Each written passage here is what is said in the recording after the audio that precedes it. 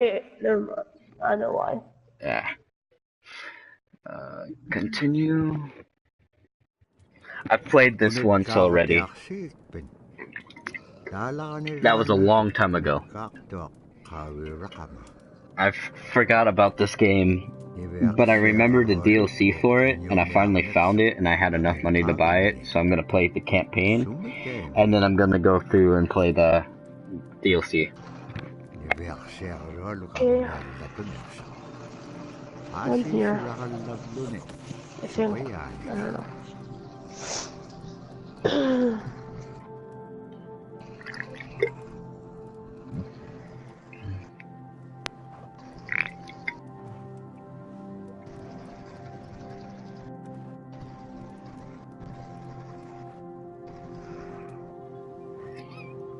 This is not just a game, this is just a little story. Yeah.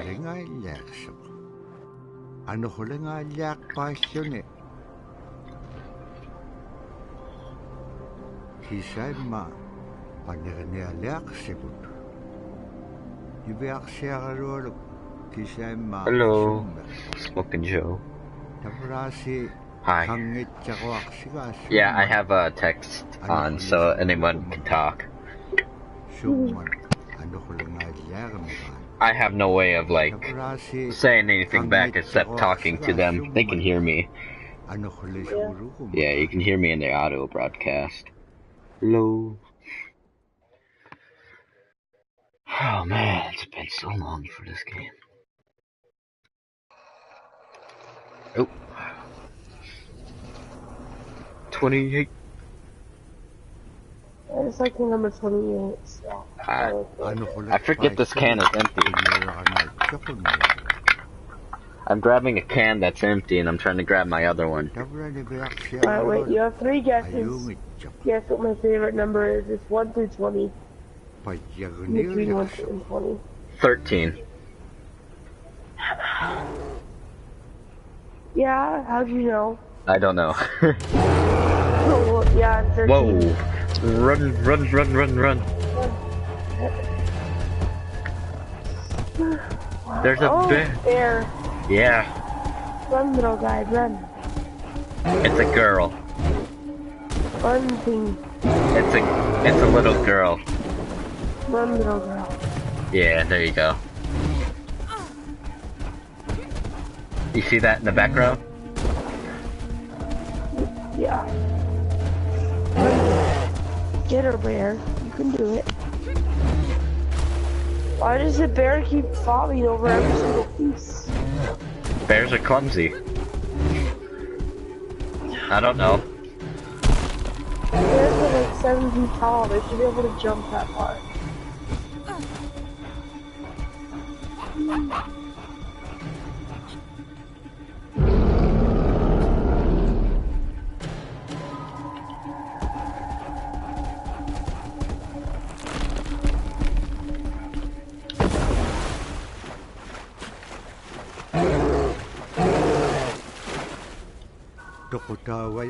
You can switch back and forth between the fox and the girl. You can. This game is kind of co-op. You can play co-op on this game. Is it a fox or something? Yeah, it's an Arctic fox. You can play co-op in this game, not like online co-op, but like split screen, like kind of like split screen co-op, but it's not split screen. It's all one screen. Aw.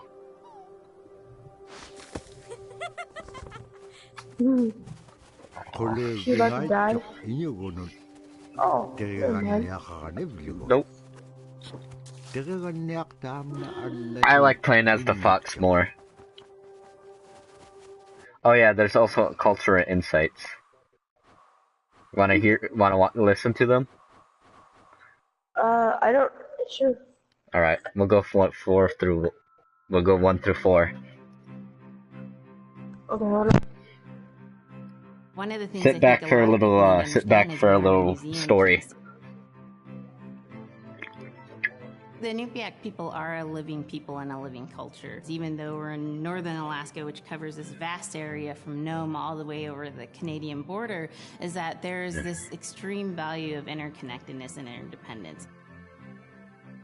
It's a hunting society, a gathering society from thousands of years. This is what creates our culture. That special relationship between humans and the natural world and the animals, and that it teaches you how to have a society that doesn't do too much harm to the world.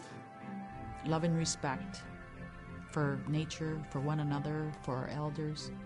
Very, very fundamental value, key to life. Our values are something that bind us all. The importance of sharing with one another, the importance of spirituality, and the connection to the land, our traditions, how we hunt, sharing of stories and songs and dances. I'm Inupiaq. I'm from the Arctic Ocean. I am Inupiaq. It's very important to me. It's who I am as a person. And we're very proud of who we are, and we want to continue that.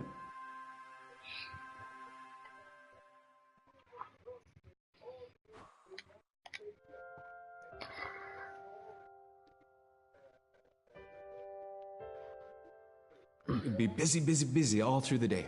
You get up and you just go right to work, right to work. There was always something to do. There was never any idle time. The only idle time we had was after we eat and before we go to bed. One of the older people would be relaxing, laying down there and saying, it'd be really nice to hear a story. And then just organically, someone would just start telling a story.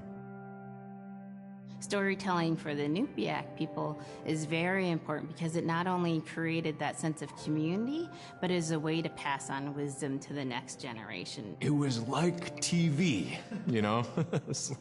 It was just like, it was as good as any movie you've ever seen. And the storyteller told it so clearly that it was just as powerful as any of the greatest movie blockbusters you've ever seen. There was a reason behind the stories that we were told. You don't have to mute your mic. Knowledge. They hold things that we might need to know in life, whether it was about how to find food or how to survive, or it was about well-being and the importance of connecting with people and being a good member of the community. We all do stories. This game's just not something just to run through just quickly. It's something to embrace. And they need to be told. They need to be heard.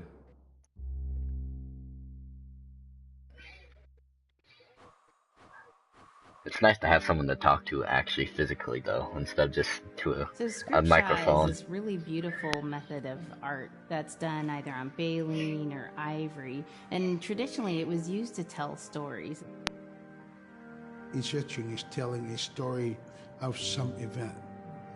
Caribou hunting was taking place. This is what was going on.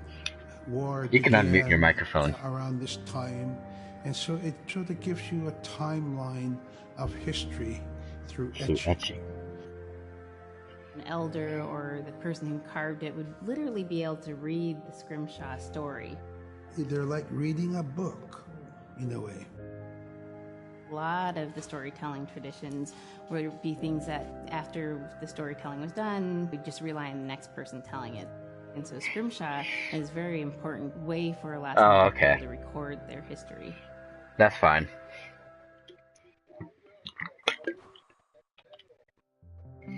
There we are. This is the last one for now until I find more. When I was growing up, you find them throughout the through the game. A pet white fox. If you're a good friend with a fox, when there's danger abound, they try to keep you from getting into trouble. They pull tricks here and there, and foxes are like spoiled little kids in that way. When you let her out, she'd go prancing out in the snow, jumping in the air. I know she was happy then. Come running at me and jump on my chest, knock me backwards, lick my face, and I try not to let it. So that was my memory of my grandpa's pet fox. So the pet fox is actually not just something, just some little like figure. It actually has a story behind it.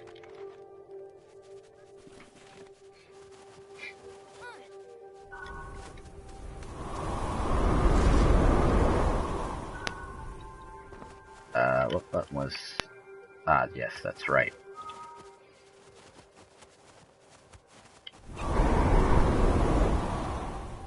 That's pretty cool. Yeah, no, it's actually a really fun game. You can keep it on in the background, just like use earbuds. Yeah, to listen. Yeah, if you're gonna keep it on in the background and talk to me, just use earbuds to listen to it. Like on a phone or something, you know? Yeah.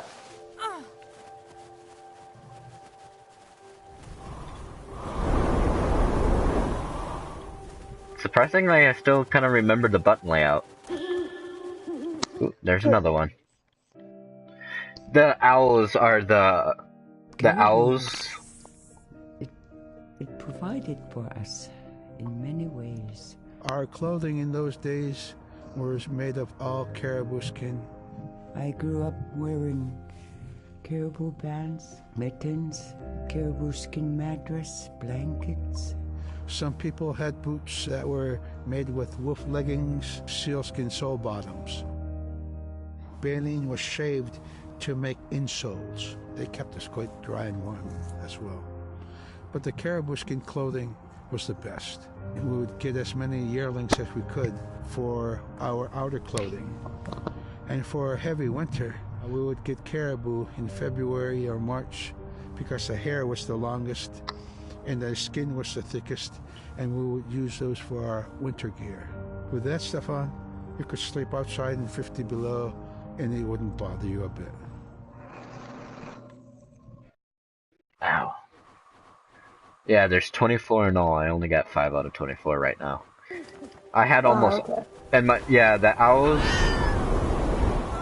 Yeah, if you, if... That was another thing I wanted to show you. If you fall into the water, you die. Oh. You know how cold that water is? I mean, that's kind of understandable. That's why... Yeah. I had to, like, wait for that person to come closer so I could see where the water was so I don't fall in it accidentally.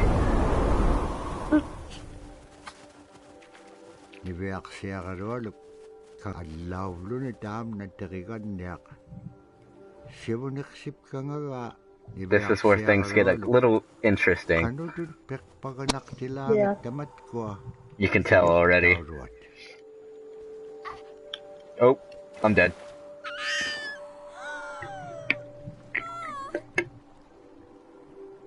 A little over dramatic, but okay.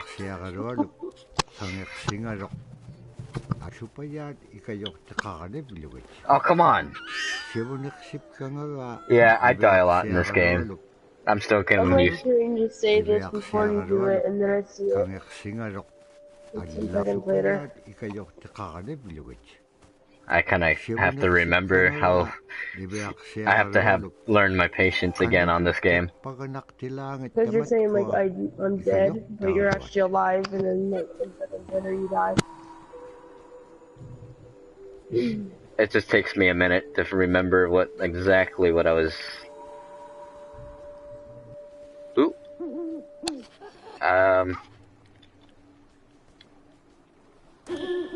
There's another one.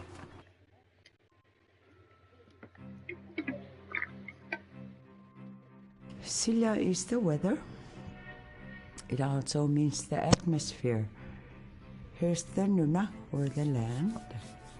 And it's anything from the land into the moon, the sun, the stars. That's Silla. It's a very spiritual, and we have a relationship with Silla. Silla has a soul in the same way we do as people, in the same way animals do.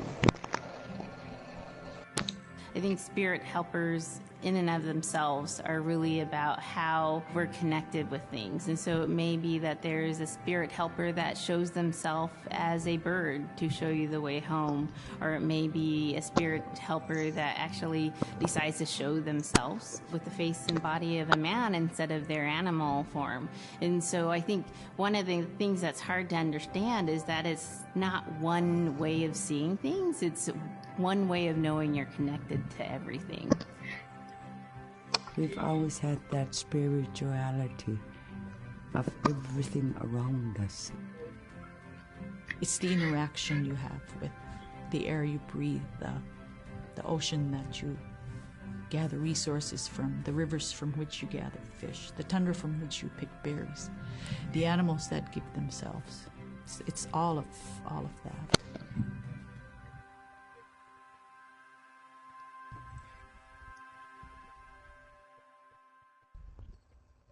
Yeah, you can learn a lot from this game. What? There's a lot of things you could learn in this game, which is really cool. Yeah.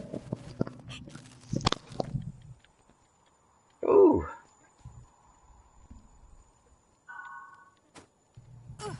Oh wait, I have to... There we go.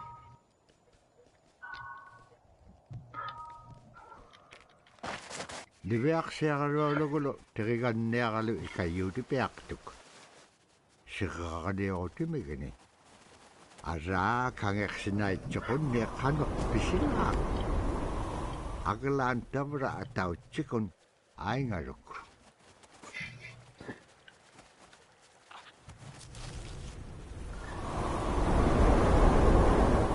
That tail though, when the wind comes by, is really cool. I haven't seen it yet. Oh yeah. That's cool. Come on. Ooh, I need to get on more land.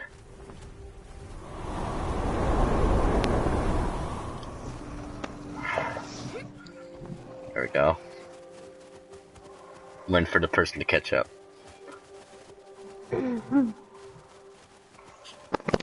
Oh wait.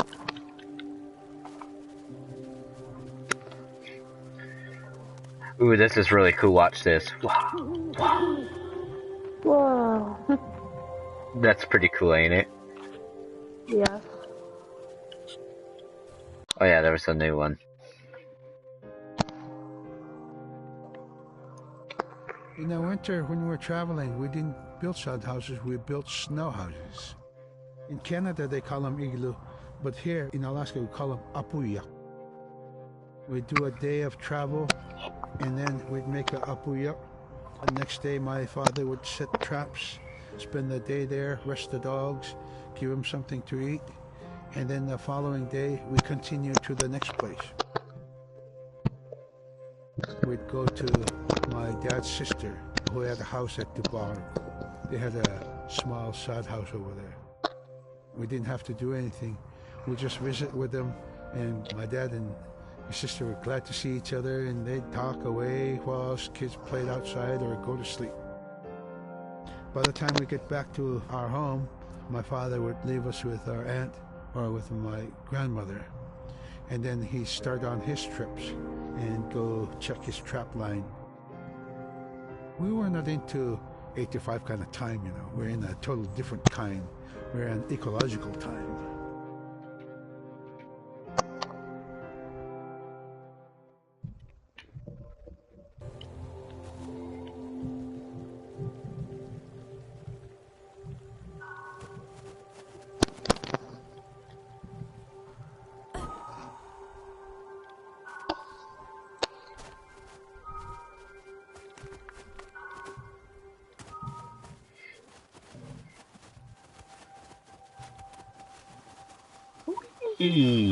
Oh boy.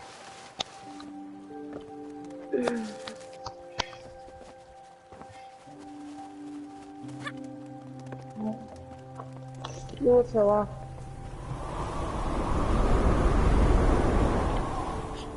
I got this.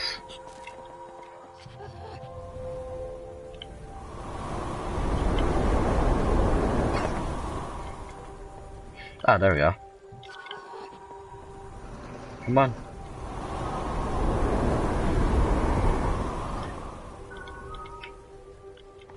Nope.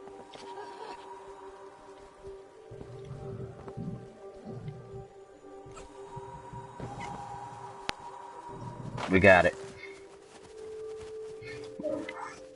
Nice. Yeah. Oh.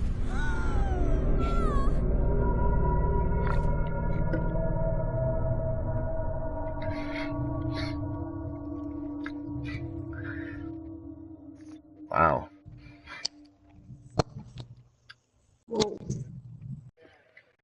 I don't have any new ones, so.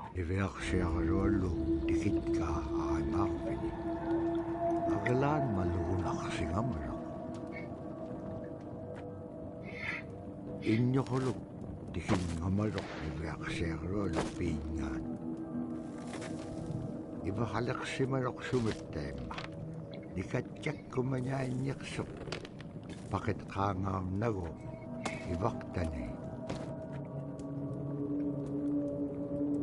nunakek isi waktu akan naksok inyungi tukut taktawan naksit. Man. Said that with each gust of wind, the powdery snow blew in every direction. Robert Cleveland. Cool.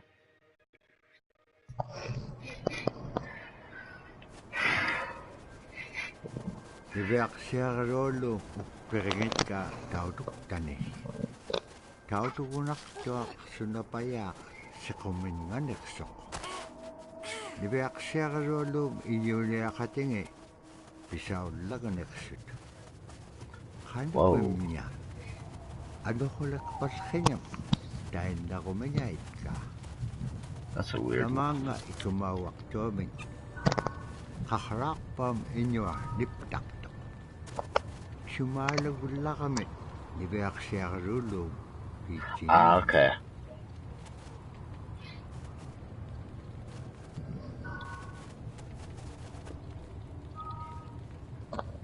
Now we go stand over here. And then maybe we can jump. Haha. What was that?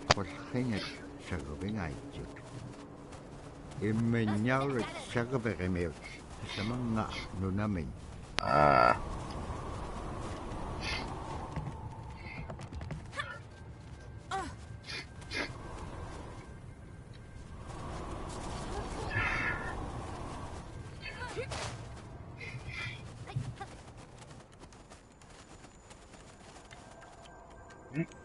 Oh, yeah, that's right. Wow.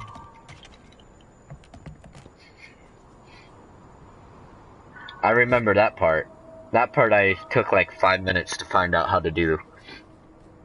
That part took me 5 minutes. Way longer than it should have.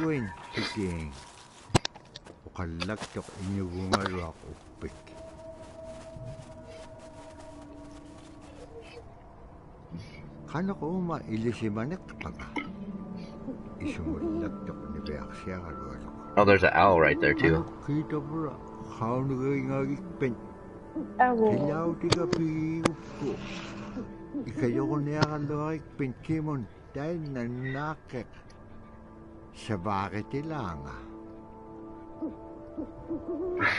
Owl.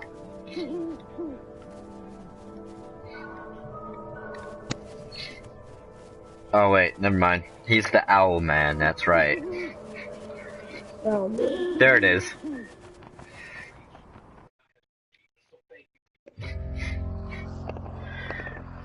Drum is something that's common to all cultures in Alaska.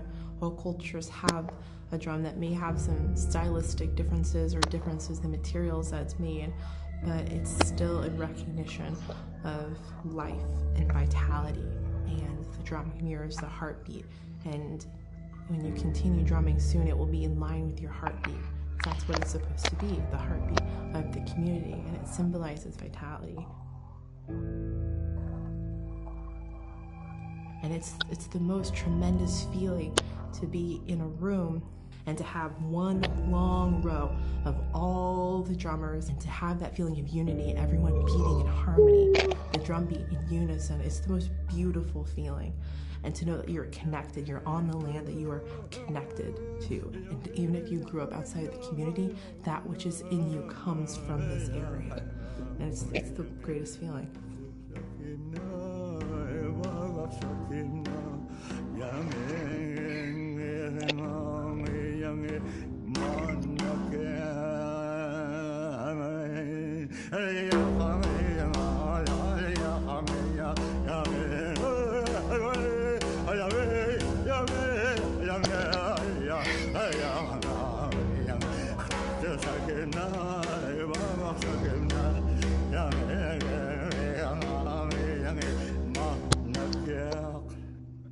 Man, I went at it and look what happens. Oh.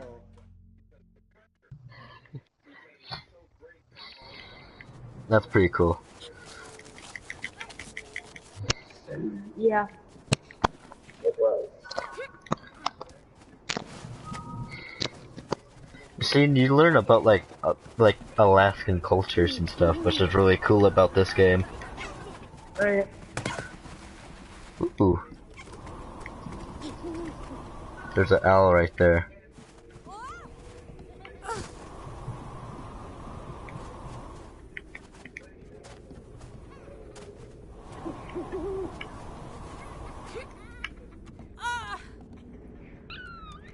Oh, too high of a fall. I died. Oh yeah.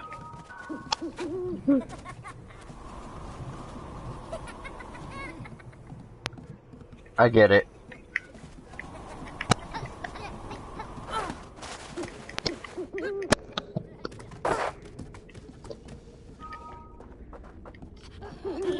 There we go, got another one.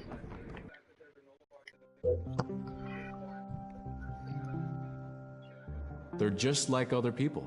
They just happen to be very small and extremely strong. These are stories that are common throughout Alaska. It's normally that people are, size from your elbow to the tips of your fingers, and they possess superhuman strength. So they may be tiny, but they can carry a whole caribou. And if you go up north and you talk to a number of the people in the community, they'll talk about having seen the little people. There's a place at home that we know, but we don't profess it to anybody. But it's not like the boogeyman. They can be mischievous, they can be ornery, or they can be helpers. And every now and then, we might have the opportunity to see them, especially if they want us to see them. The fact that it's across Alaska really tells you something about our history and how we interacted with nature around us. Cool. Okay, I'm supposed to fall down here now.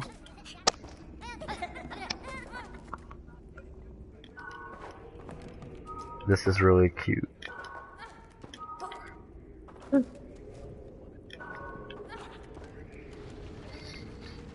The fox sits on top of the box.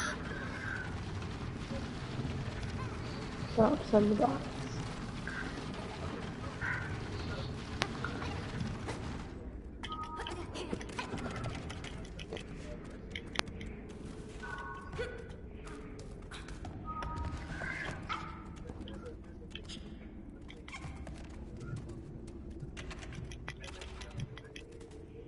Wait a minute.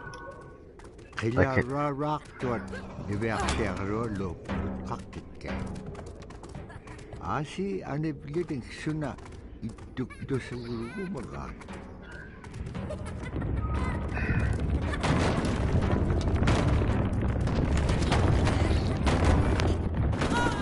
Oh.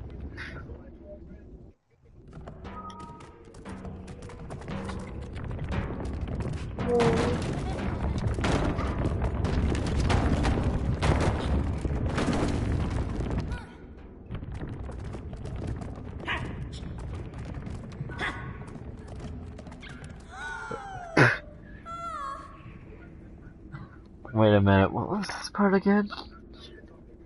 Do I have to keep oh no, I don't have to keep running. But I'm confused how this part works. Oh, wait a minute. Stand there. Come. I made it, but she didn't. Okay, I get it. So wait a minute, I have to get more than one. Oh crap. Oh, it's too late to move. Should I be the fox? Because the fox is a little tall, like a little longer than the girl, so she was not as... Yeah. She's not as likely to be hit. Right. I think that's good. Oh yeah, for sure. I get hit in the face with the rock though. Oh, saw that.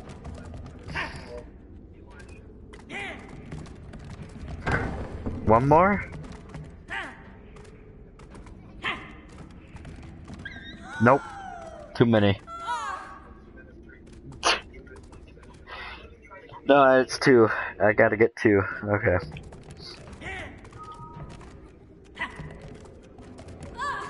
Come on. This should be easy.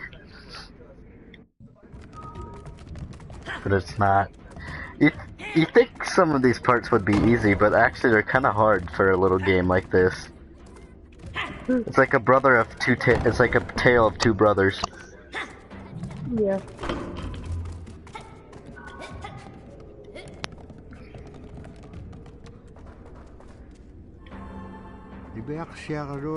I don't know if you've seen that movie before. I mean, played that game before. A Brother of Two Tales. I don't think I have no. Have you heard of it though?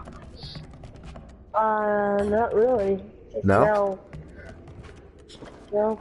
I don't know if it's for the PS4. I mean, I don't know if it is for the PS4, but I do know it was for the PS3.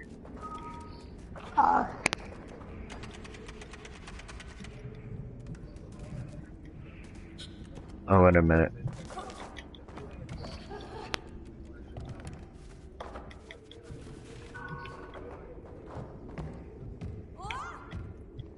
Well, push the box.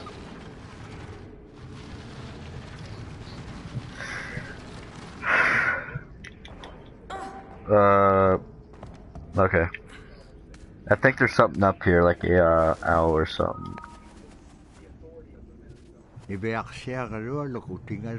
yeah.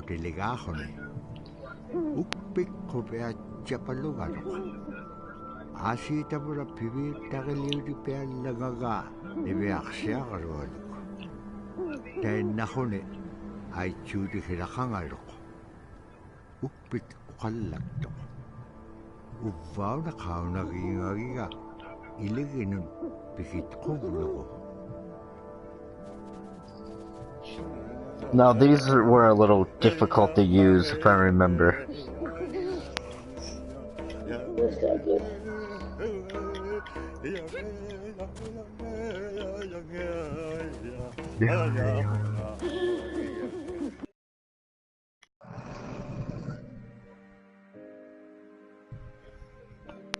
The bola is what we call kilamitang. And the kilamitang is made out of braided sinew tied out to some heavy bone which you could twirl. In my case, we're catching ducks.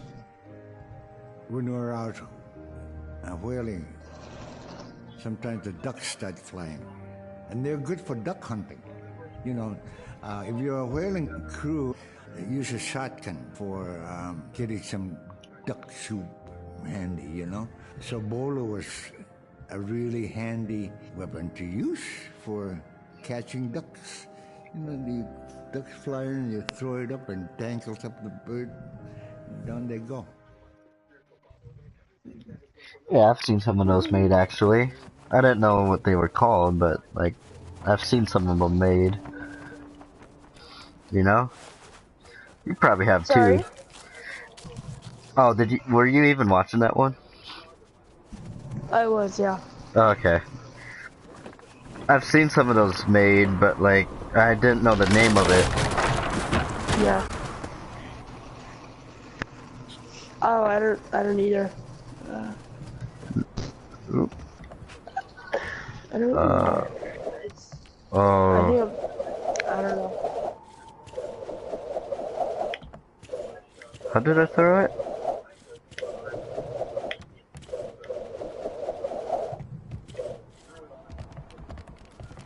Okay.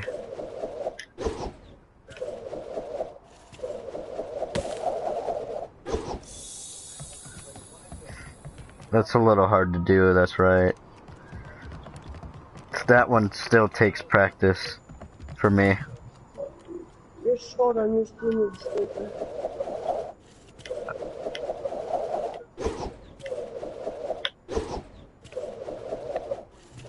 There we go.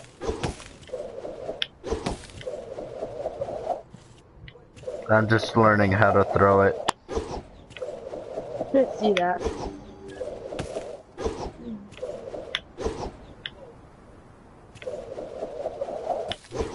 Okay.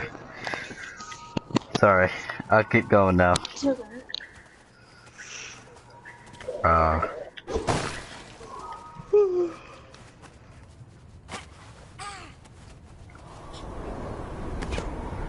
want to play the Fox Tales DLC so bad, but I want to play through this again because I really liked the campaign on this. Even the campaign was really good.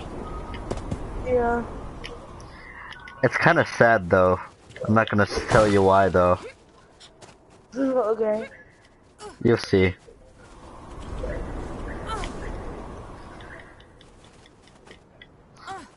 It's really a fun game though. Like, it's really interesting to play, but it's really fun. I just killed myself. Yeah. I don't know if that showed up yet, but like, I know it's delayed by a few seconds. I jumped off the ledge. Did you see that? Oh yeah. Yeah, I did. I know it's delayed, so it's like delayed by like 3 seconds or so. Maybe a little more. Yeah. Yeah. Oh. I forgot about the little underground. Oh, no, I switched to the Fox. There we go. And I go. Bah! Cool.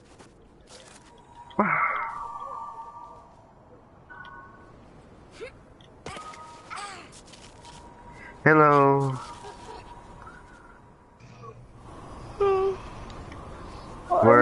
He's just watching me play this game called Never Alone. It's actually really cool.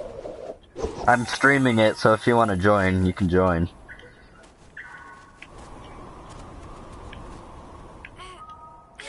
It's a little cool. It's a little, oh yes, this one. Yeah, just... Alright, I'll add it here on my... Oh, no, can't make that. Can I climb it? Yes, I can. There we go.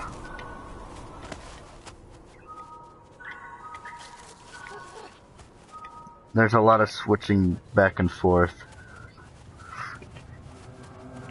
If you notice that.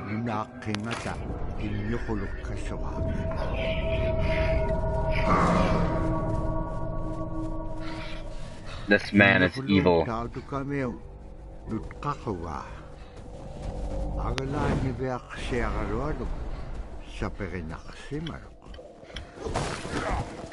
Oh, I was too slow.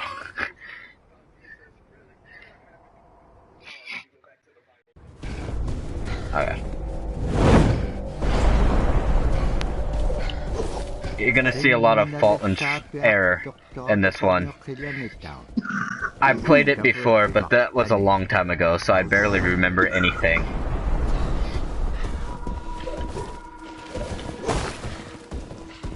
Except a little bit of the controls, but the controls are a little rusty to me still.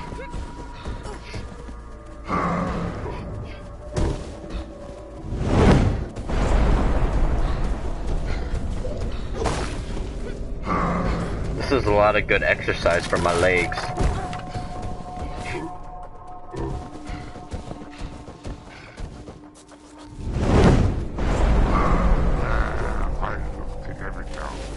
Okay.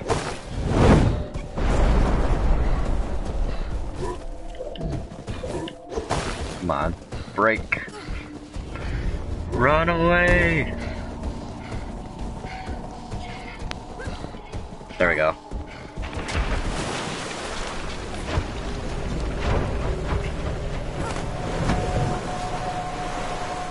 Annap khaslik kalwak tuk agalan igilaw ninga si kakanak si sinyak tuk.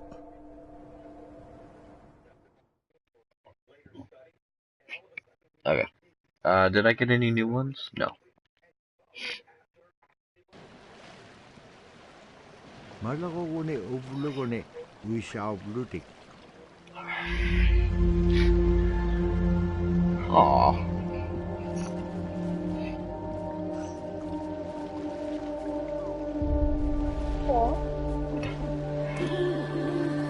Ooh, new one. Okay. I'm gonna throw that on quick. The scaredest I've ever been. I was 12 years old. We floated out on a piece of ice while we were duck hunting. It was a bluebird day, just clear blue skies. And there was 3 of us, myself, my brother, and my dad.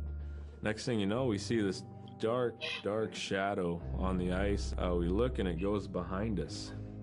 So we all jumped up, startled, and my dad, he started running. We got back to the ridge there. The ice had fractured, cracked, and broke off, and we were floating away. We were drifting. It was close enough to where my dad would have made it. He stopped and he thought about throwing us across, and if one of us was on the other side, we would be split up. So he stopped, and he just so happened to have a cell phone on him. 911 didn't pick up. That's the worst feeling in the world right there. 911 did not pick up. So he left a message because they record their calls. Once he had relayed that information, his cell phone died. That was the scariest moment I've ever had in my life. We were floating away and I thought we were left for dead. He kept calm during this situation. He's bringing out everything positive in this case, you know. I'm crying, my brother's freaking out. It went from clear blue to dense fog. Within a couple hours, we heard the chopper flying around, so they must have gotten our message. We thought we were saved, and then the chopper sound went away. So we lit some of the sled on fire. It's plastic. We thought black smoke in the fog would create some kind of marker. Chopper pilot had mentioned when we got rescued, you could see a glow in the fog, and he slowed down there, and sure enough, as soon as he slowed down, we got within visual. That was definitely the scariest moment of my life, was floating away and not knowing what the outcome was going to be. That would suck, man. Being on a floating piece of ice, not knowing where you're going. Yeah. And no one's there to, like, save you. Oh yeah, for sure. That would freak me out too, so I know where he's at. Right. But then again, it would be kind of peaceful in a way. Yeah. It'd be kind of peaceful in my mind because, like, there's no one around, just yourself, and the sound of just what's around you. That would be awesome. I would love that, to be honest. That'd be really cool. That's just me, though. No, me too. Yeah. Ooh. Like, as long as I know that I'm not going to, like, drift out into the ocean, I'd be happy to drift out on a rock, on a piece of ice. Yeah.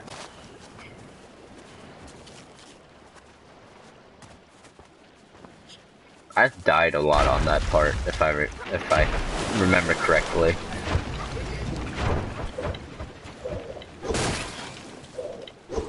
Oh, okay, I did break it. Never mind.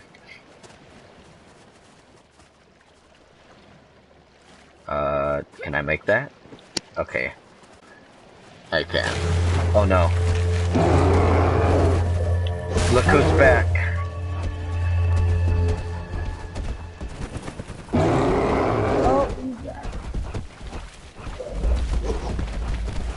Oh, that didn't do anything.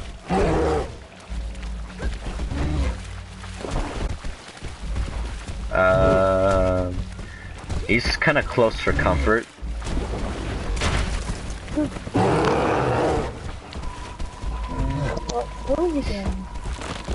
Oh, oh.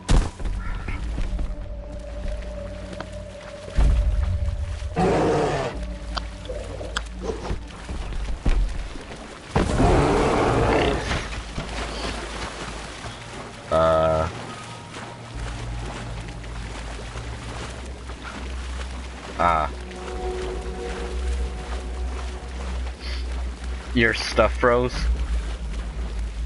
Yeah. Do you got a phone powered on? No. Do you got any other system on other than your PS4? My computer. Shut that off. But that's what I'm watching this stream on. Shut off your computer, it takes up a lot of internet. Yeah, but that's what I'm watching the stream on. Oh, okay. I'm playing a different game for the stream. Yeah, then don't do that. I don't know. Ooh, found another one. Let's watch this one. Oh, good.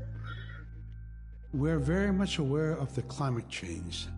And it's been for many years, even before climatologists were noticing the change, Inuit were already saying, Sila alangoktok. Our climate is changing.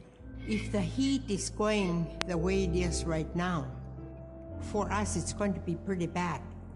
Different birds are coming, and they're coming earlier, and sometimes rain is more than what we want, because when there's more rain, we know it's going to melt the permafrost.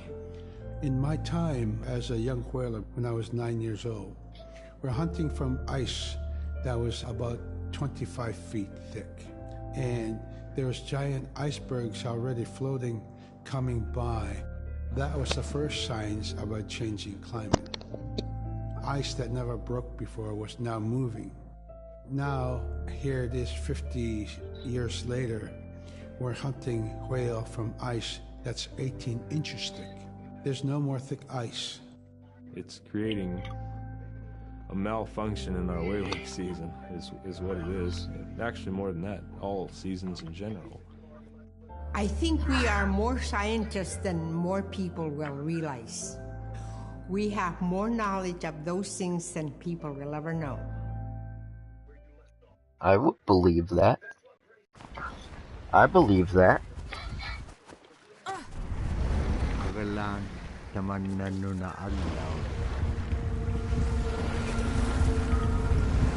Oh boy. Oh, yes.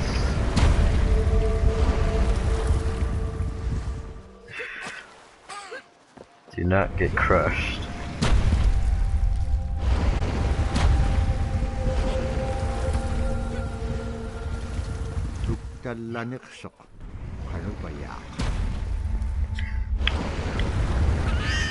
Oops.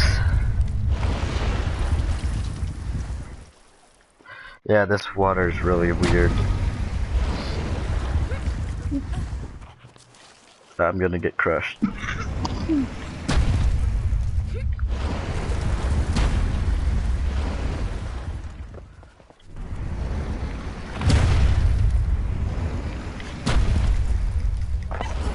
Go, go, go, go, go, go, go. Ah. I'm glad.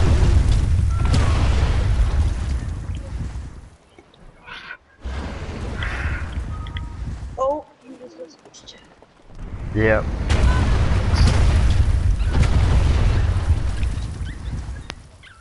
This one's a little weird.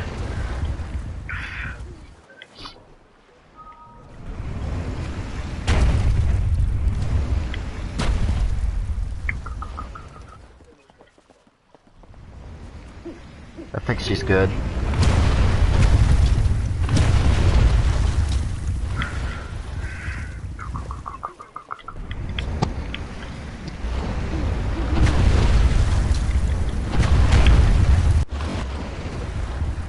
Okay.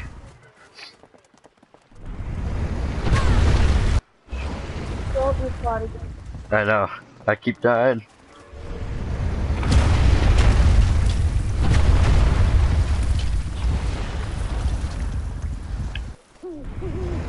That was not lag, just to let you know. That was just weirdness in the game.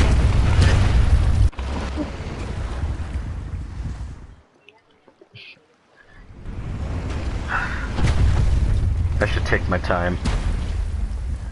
Yeah, good idea.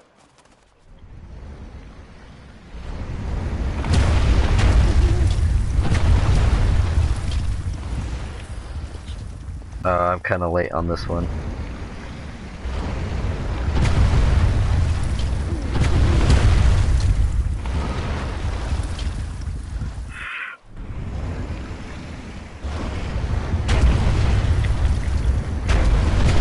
What the heck? I'm supposed to be able to climb that, you know? Oh yeah, I saw that. I'm supposed to be able to. It's just not working. Yeah.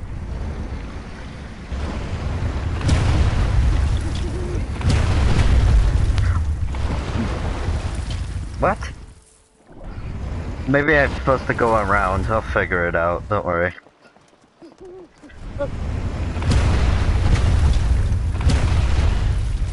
Oh wait, he can't climb sheer ice. That's right. Not like that anyway. I got an idea. Maybe I can climb it when it goes up. Yeah. Yeah. Found it. How to do it.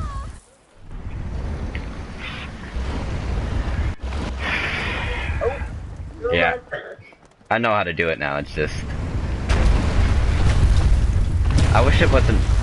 I wish there was a way where it wasn't delayed. Yeah, yeah. Wait to everything. No.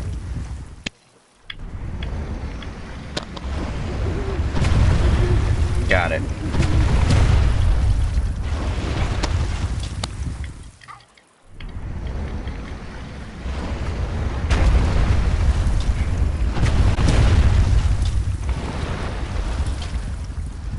Go, go, go, go, go. Oh, I'm dead. Nope, nope.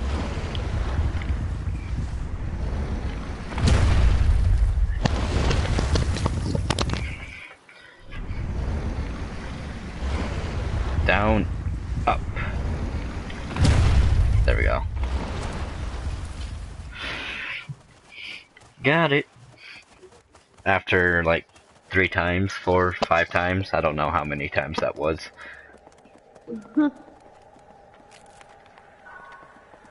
Oh no, not this part.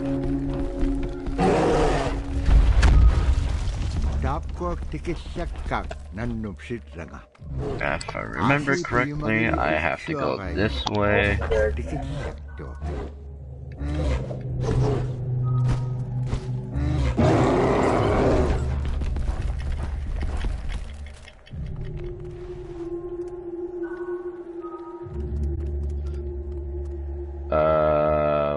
What am I supposed to do on this part? I can't exactly remember.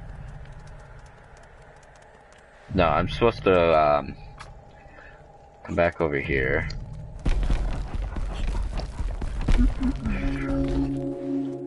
Keep her there.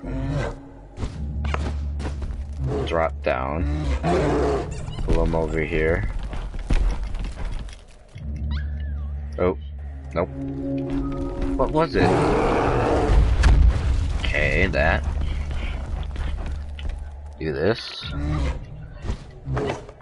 Down.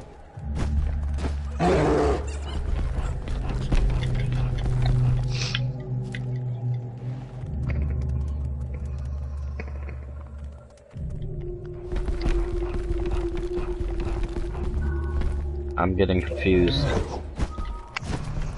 What was it that I was supposed to do? I've done this part before.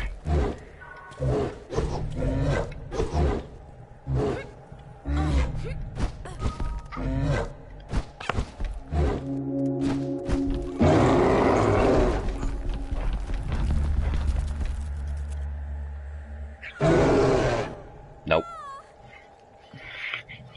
Well, am I supposed to, bring them?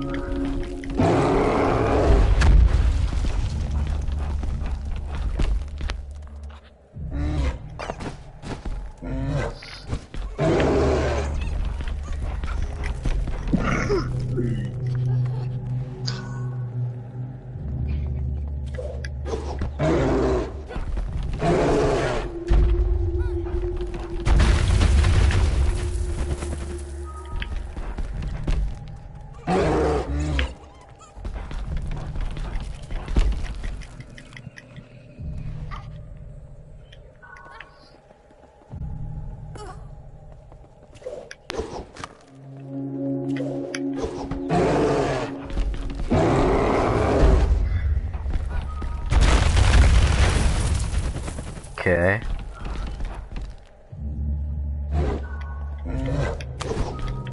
Okay, I got it now.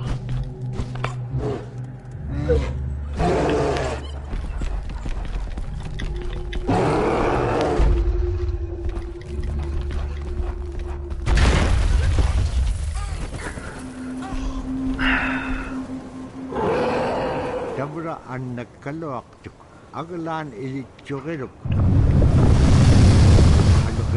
Kailangan nun ang atimig ini.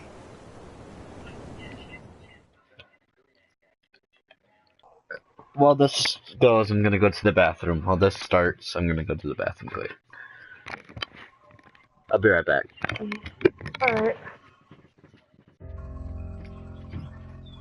My brother was out seal hunting. He got attacked from behind and managed to grab his knife and save himself. When he came to realize, oh no, it's a mother. We've always known traditionally that we avoid killing a mother. It's always been sacred to us to protect them. He had to present himself to the council, and so he was given the job to mother the baby, and we kept it. I'm back. It got so big, it went over the barricade one day and got to the dog food, and that was an indication that, brother better go teach it how to survive on its own. So he did. I really got attached to the bear because I more or less grew up with it. And some days when brother took him walking, once in a great while he'd put me on the bear and I would ride on it like a horse. I was just happiest little girl in the world. Oh. I'm surprised the bear didn't turn around and eat you. But then, oh wait, I had one more new one. Did I, or did I watch them all? No, I don't got a new one. I have no new ones.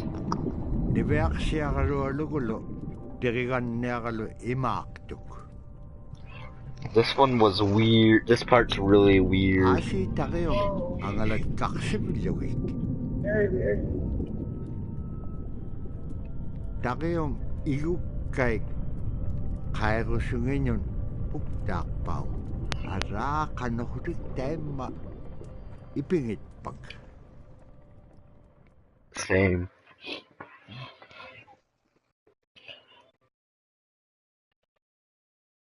Yeah, I mean, I get that.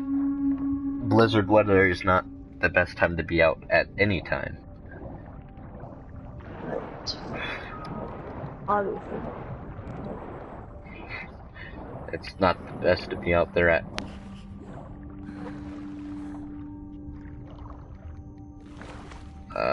Which way are we starting? Oh, there's that. I'll take it. I'll watch it later. I'll put it on later. I know there's a lot more of those in here, so that's why I'll put it on later. Yeah. There's like 6 of them just in this one area. There's a lot. That's all I'm saying. Yeah. I might die a few times here. Oh, yeah. But that's everywhere. Right. Nope. There we go.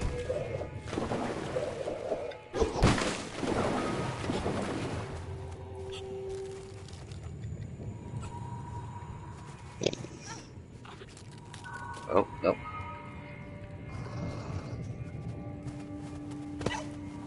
Oops.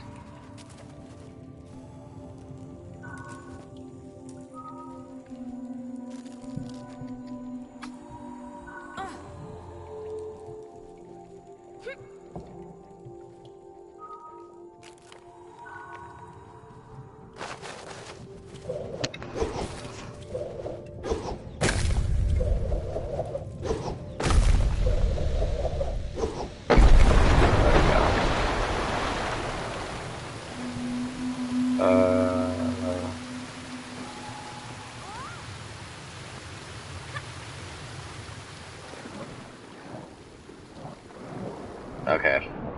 What was this one supposed to do?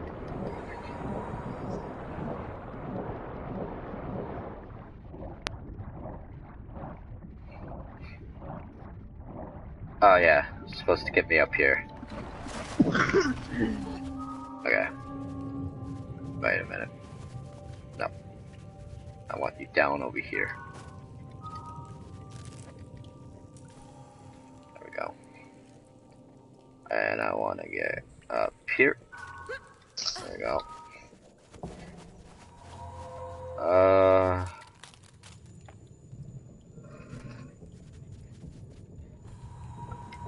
Okay.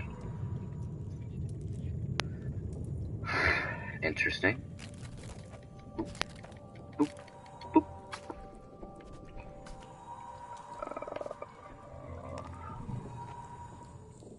Follow me.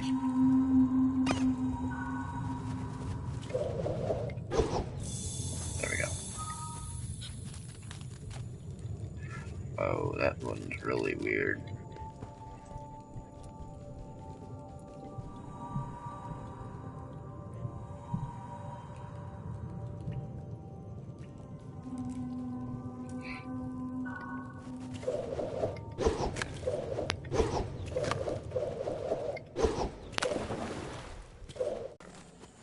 Oh.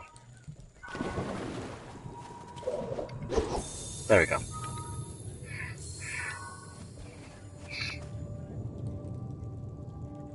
Ah, I get it.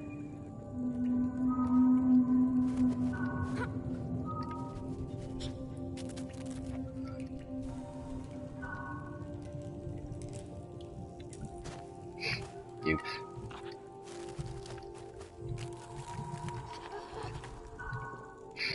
But wait a minute. I gotta fall down. I get it. Climb all the way up. Boop. There we go. Are you serious? Okay, there we go. It's over here. Dead end. Oh.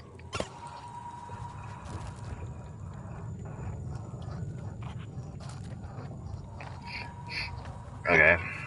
Oh. This again. Yep.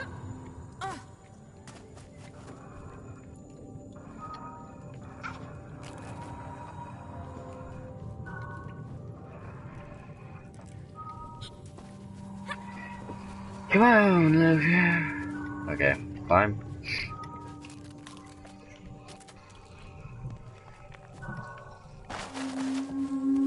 There's a lot of climbing, you can tell. Yeah.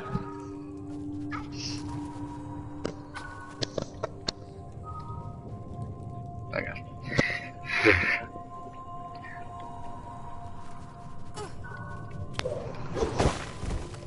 Woo!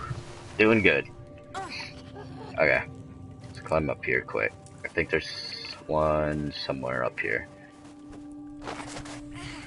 If not, then I don't know. This is where the fox needs to go. Never mind. Yeah. Can't be up there right now. Fall.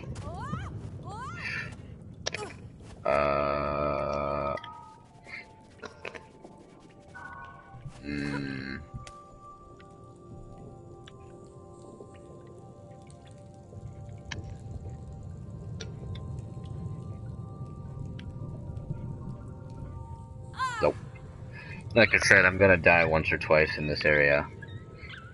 It's a little, still kind of little.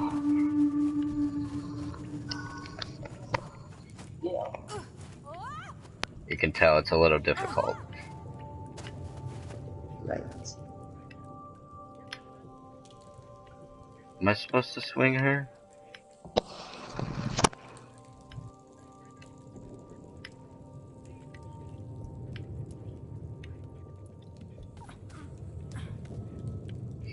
Ah, there we go. That's the momentum I'm looking for. The lower you are on the rope, the further you go. That's right. That's usually how it works. Yeah.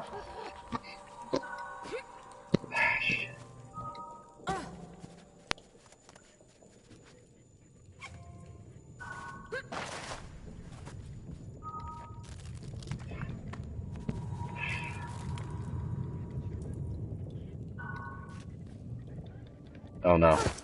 Ow. I think I got it.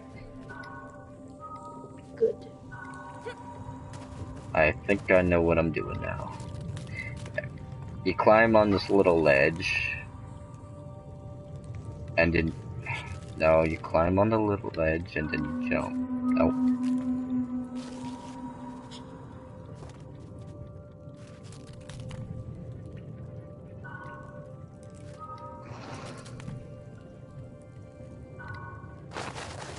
Yeah, there we go.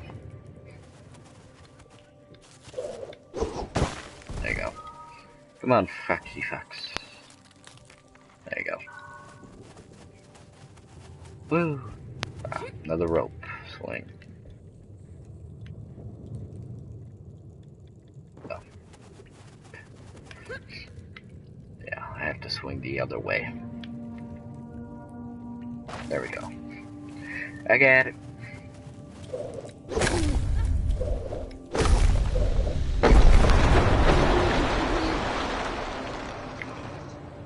There, I got another one.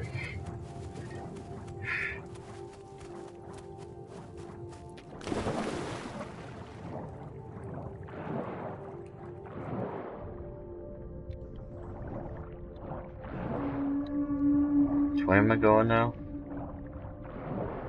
Ooh, that's creepy. Hold on. I think I'm going this way, right? Or is this the way it came?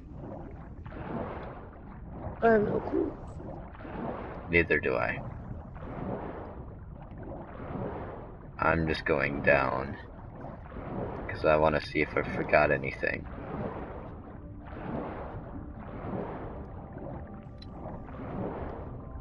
I don't think so.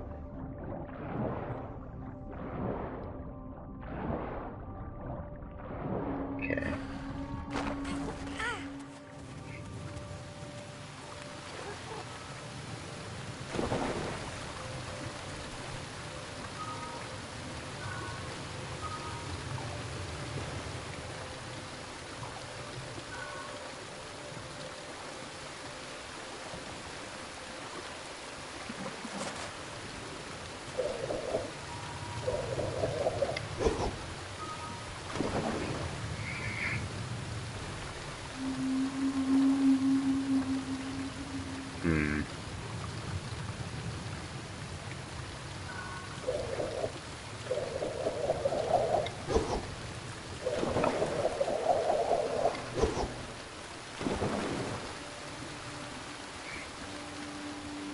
Oh wait.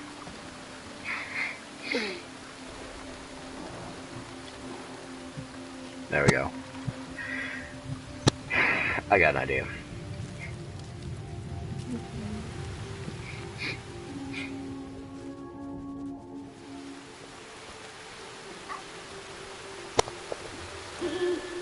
Got another one.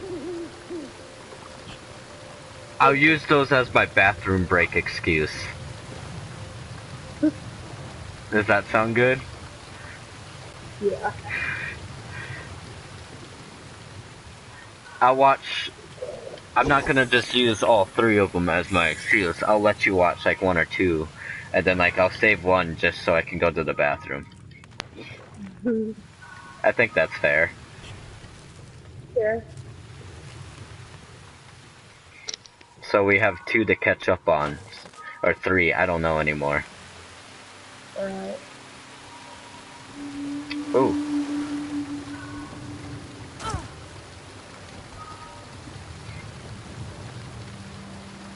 Stay up there.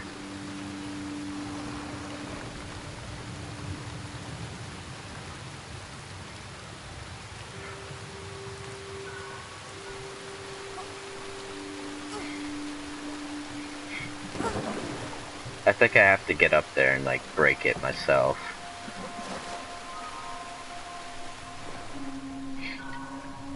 No, I am still the fox. Okay, I was still the fox. That was an awful jump.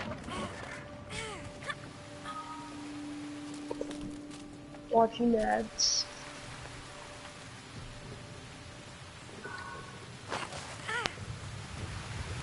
Okay.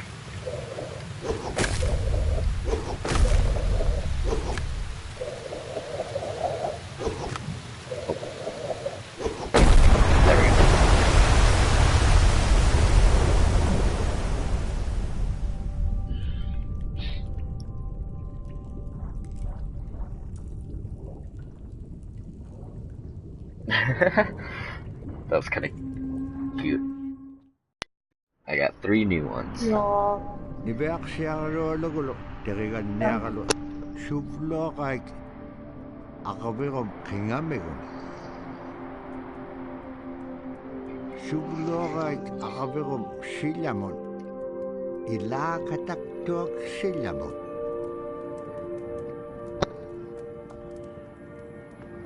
Tipinerai sanganut nunaken. Nice. One day he wondered what is causing the weather to be like this anyway.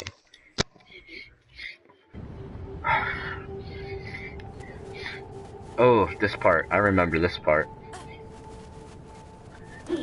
I got 4 now.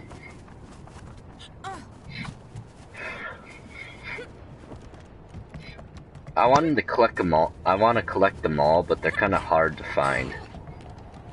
Yeah. Especially when you get later into the game, you miss a couple just by accident. Right.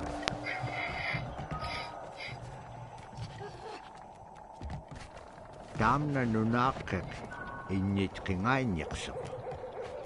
Tainaptak pingabulugo. Ibiak siyakarolum ay makabetun.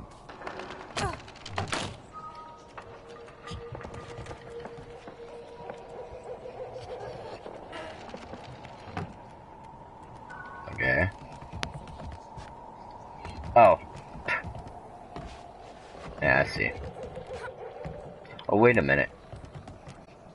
Can I drop any lower, or will I die? I think I'll die if I drop lower. I don't know. I'm just gonna keep going. Yeah.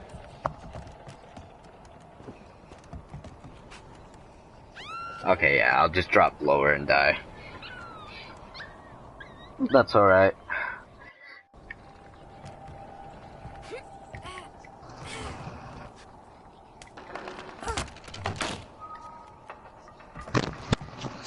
That's what I like about the fox. It's so handy. Yeah.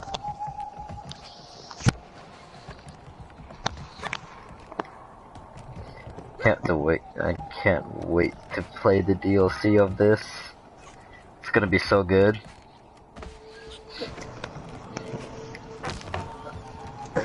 Well, I have to go. I'm really tired now. Alright.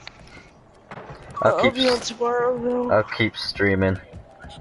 Okay, I'll probably be here for a while. Alright. Bye. Bye.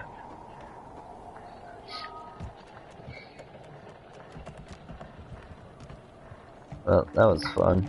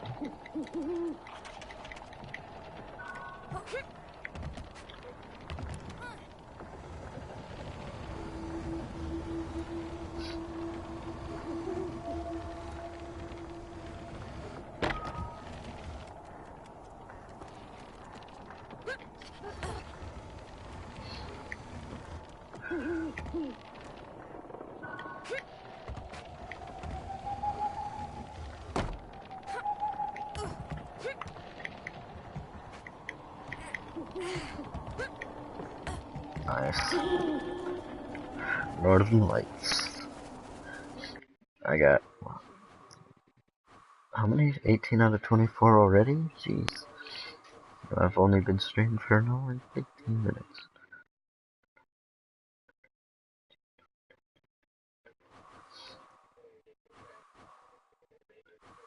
One, 2, 3, 4, 5. 6 more.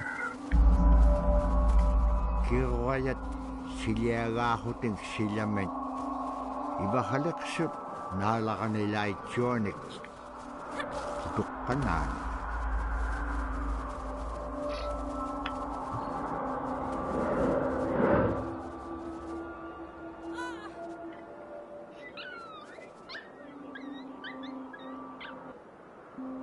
This one's a little weird. This part's weird. You missed.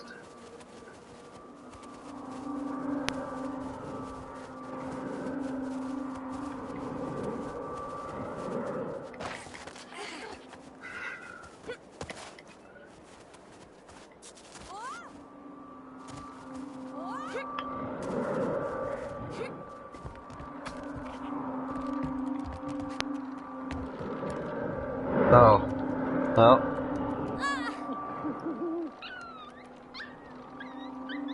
Okay. Stay on that brick.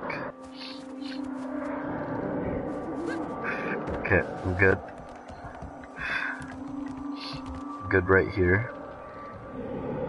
Goes above you.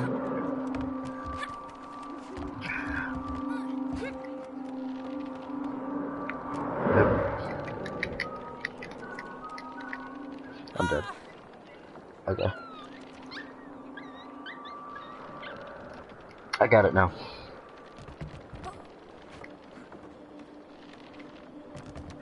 Go right now.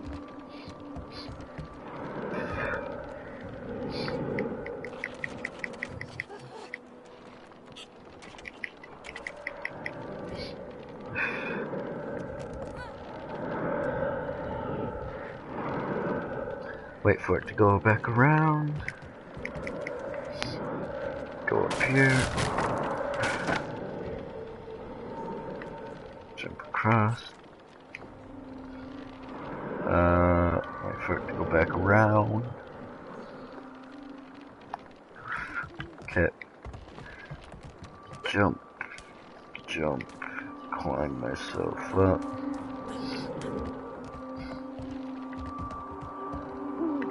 Jump, jump, climb. Got that. Seaside lessons, nice.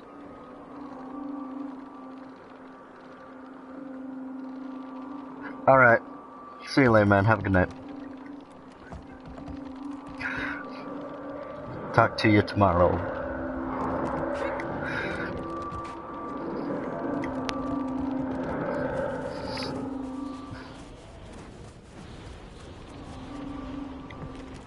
Peace and chicken grease.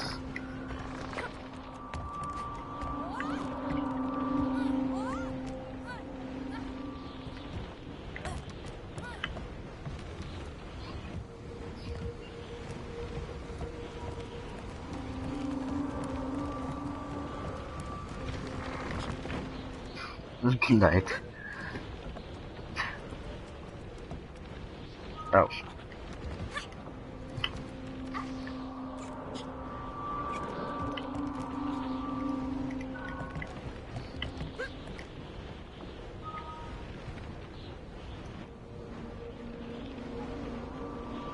Oh, might grab me. Nope, it's good.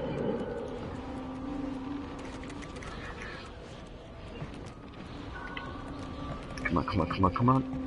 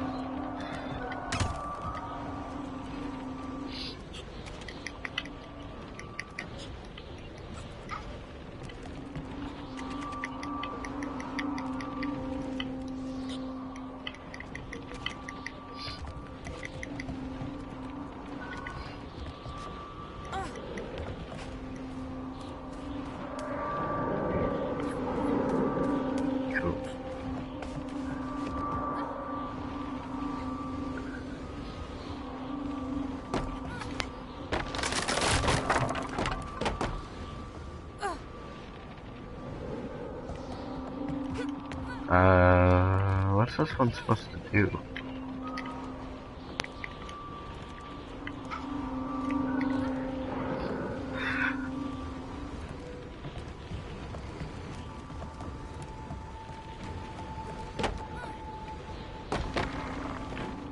Okay. Sure.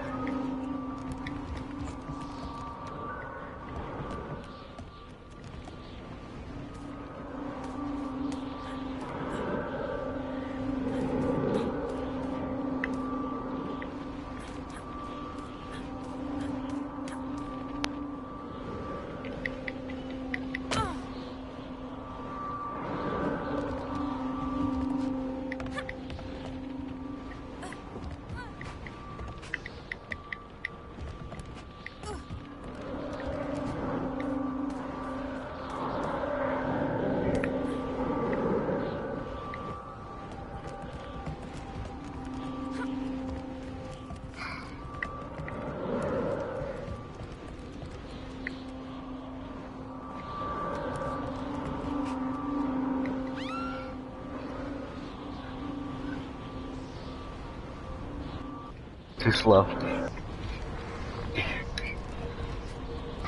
Not a fast enough jump.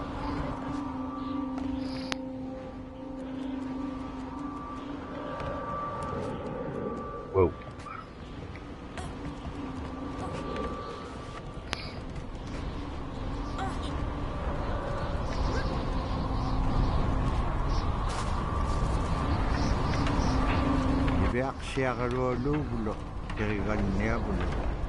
Hatkin matko innak. Ganit pakimnya. Tumasiksa ko ni tinggal.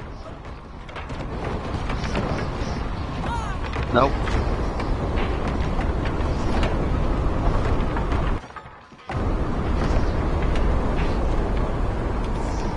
Beaksiagalualuugulo teriganniabulo atqimmatku imnaq aganetpakimnia suangasipsaaquni tingat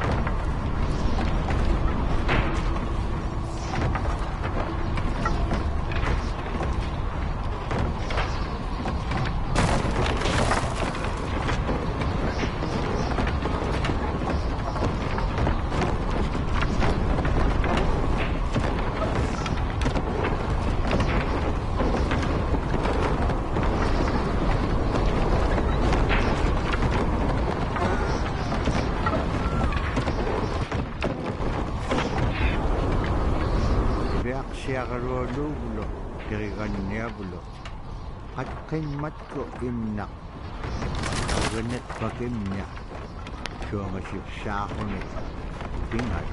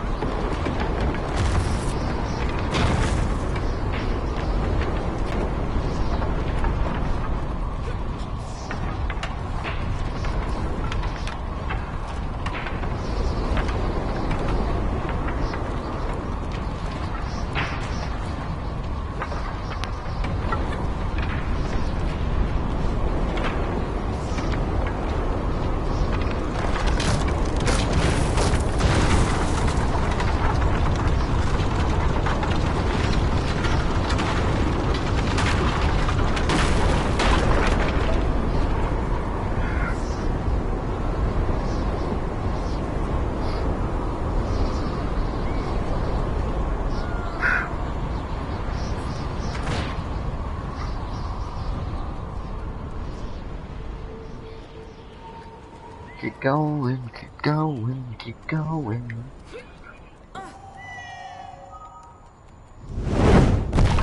Whoa.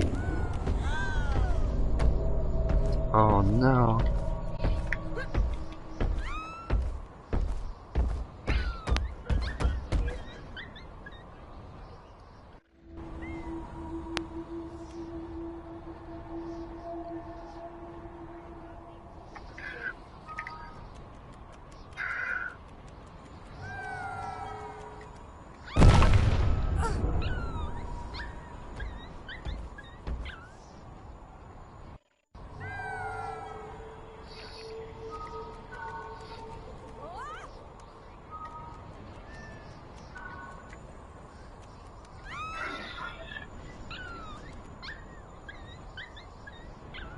There's a lot of dying involved.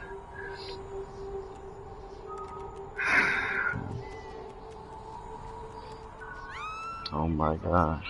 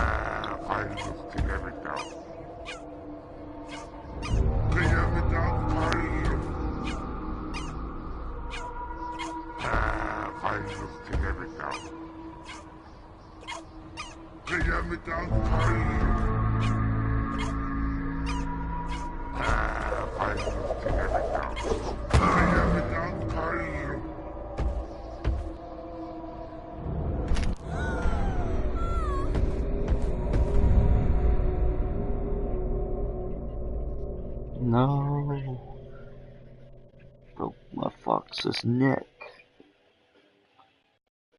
How dare you kill my fox? You will pay. You will pay for what you have done.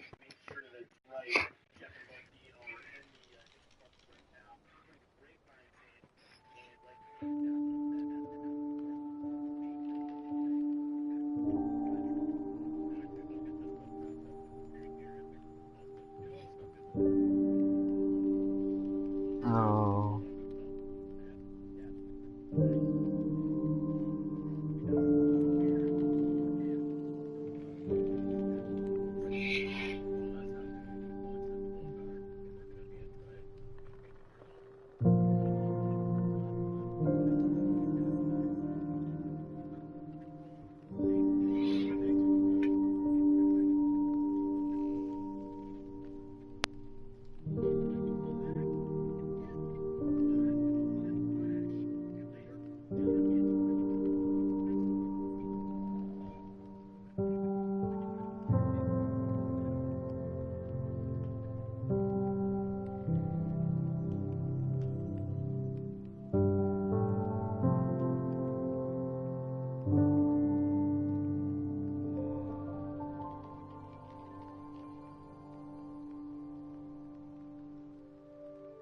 Deriganniaq allanngorruni makitqisseq. Aagga tannaittuaq ataramik.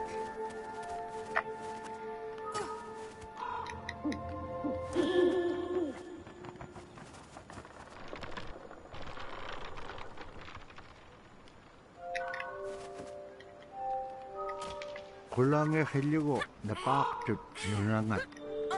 Deriganniam qiniqtitkai qanutun teqqpakanaqtilaangisuli ikayuiruat ilitqutsit.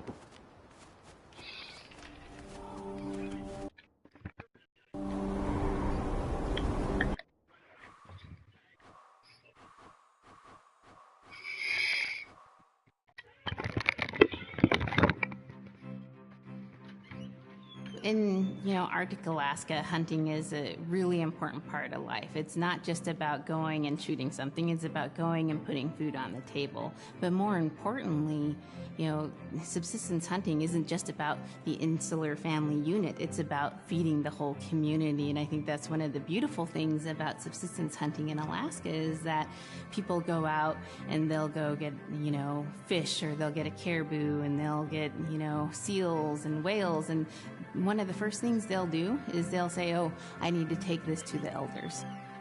This isn't just about one individual surviving or one family surviving, it's about the whole community. We didn't just go out and kill and put in a freezer. It's like a ritual that I learned from my parents. It's all about relationship. I don't know, I think there's a lot of camaraderie involved. And just being out on the land or being out on the ocean, it's like getting back in tune. I'd rather be out there. To me, once I go out there, it's the world that I learn from.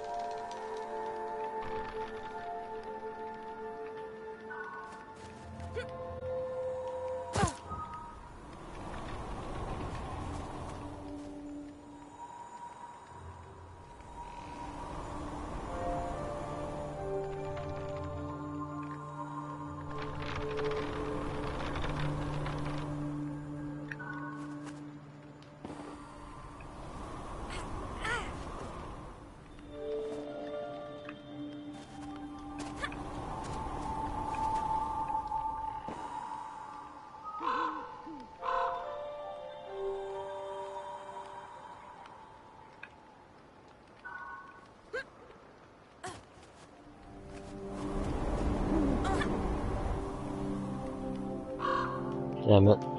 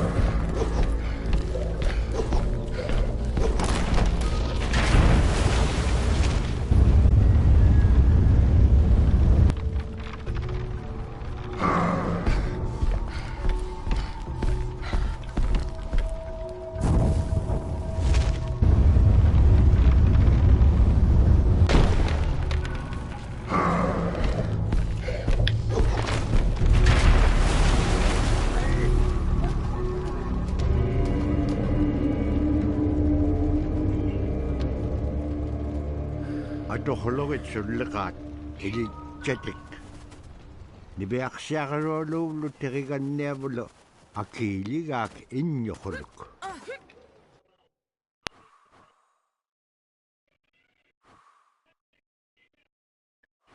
inñoquluum tavra iñuusia isuhulitsoq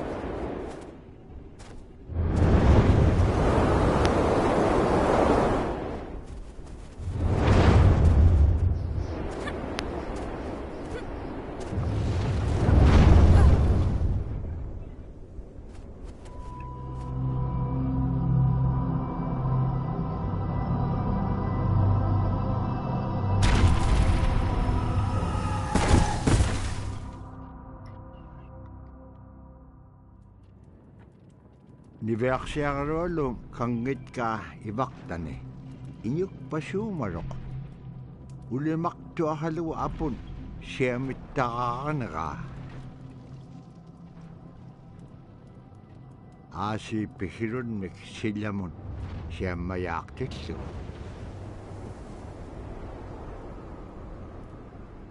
siammayaqtinmaung apun anuqimakkuaqarigaa aasi aganiroqtillugu tungaanun nibiaqsiaqaruallum aimaaqavianun tavura kangitkaa summan aganiroruutilaanga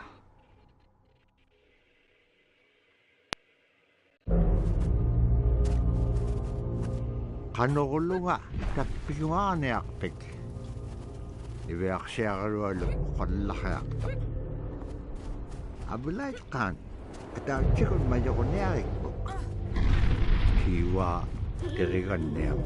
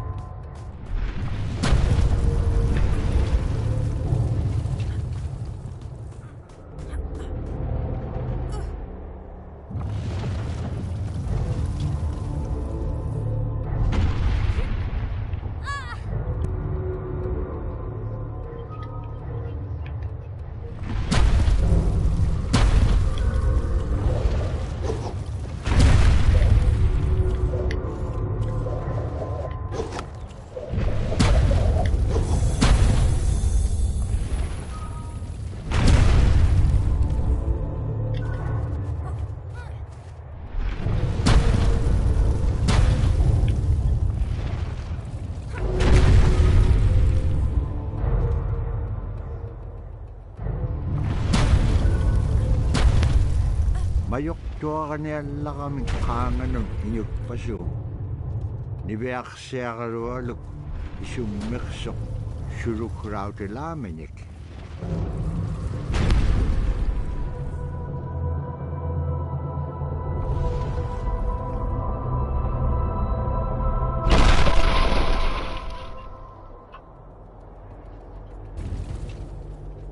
Dihilik ka niya ako kaya ulimaw ta.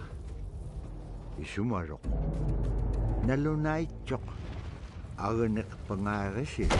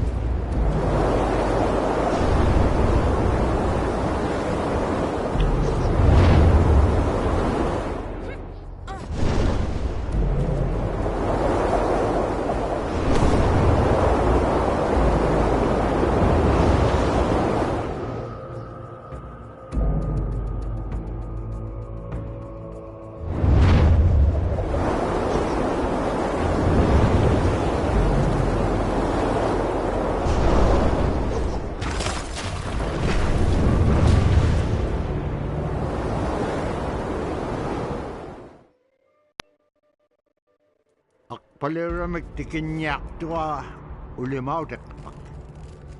Tiyo maung ulimautek pak akralik tuk nat kayakatahutik. Inyuk pasum malikatalo ka angulait ka o kilablo ni.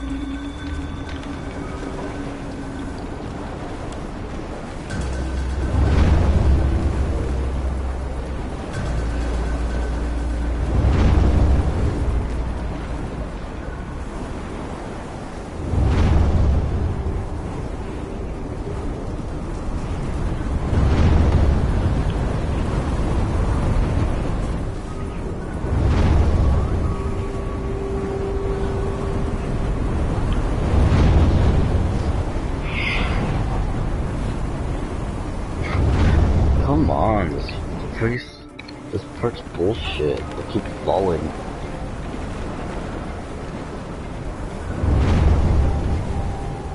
That's my fault.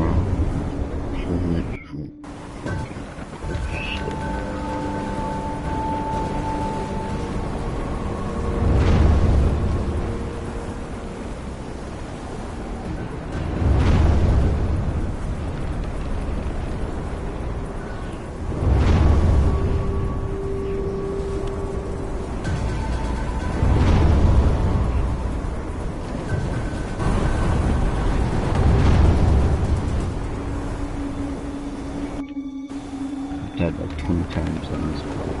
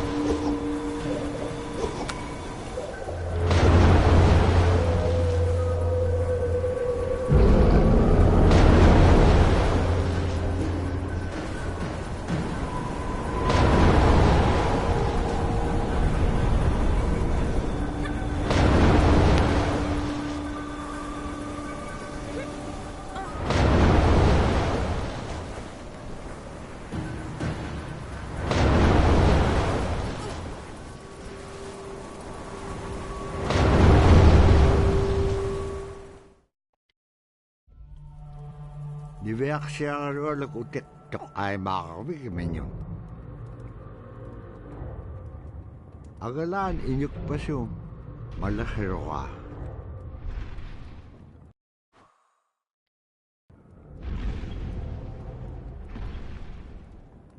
Ukahone. Ulimau tiga kairo. Niveak siya rolok. Kau tahu tiga ulimau. Ipkili siya halo. Ase. Milok siya te bilugo inyuk pasuguman.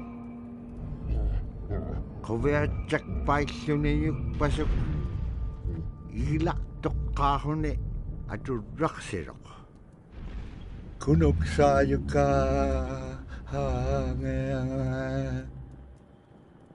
Ulimau tiga kailiga ula kulianga ani yubi isiga kisimea kenyet paten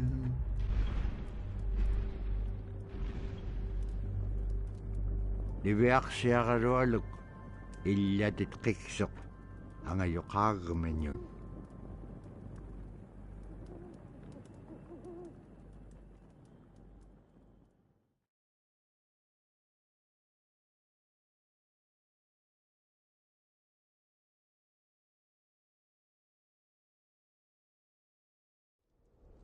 Terigan niyam nukat piyam ukadlaw tiga niveak siya karolok. Ilanin inyo niya kalo ako bit. Aul lang agalo ako bit. Ay suli ko bit. Itkaksa kaging ma.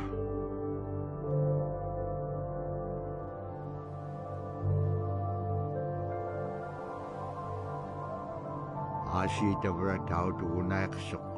Tatpaw nga taktua mo sila mo. Tabraten na nasum unip kakamang tusangariga.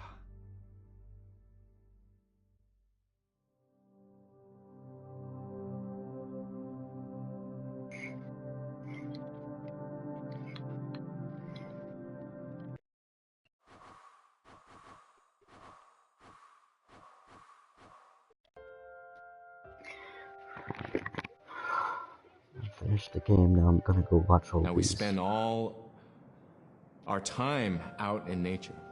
You get very intimate with the world. And over time, if you're living that life, you start to sense that everything has a spirit. There's a consciousness in everything. Everything is alive. If everything is alive, then we want to respect it. And if we're going to use it, we want to use it respectfully. What I try to tell my nephews and nieces, you know, you love to hunt, you have to take care of the animals that you catch, preparing the food and eating the food that you catch. Water provides you. The ice brings you life. It provides all those things that you need to be a part of your life. That was something I grew up with. I grew up respecting the animals. I grew up respecting the land. And that, to me, that is why we as Inupiaq, as an Inupiaq culture, as an Inupiaq people, is why we're so successful.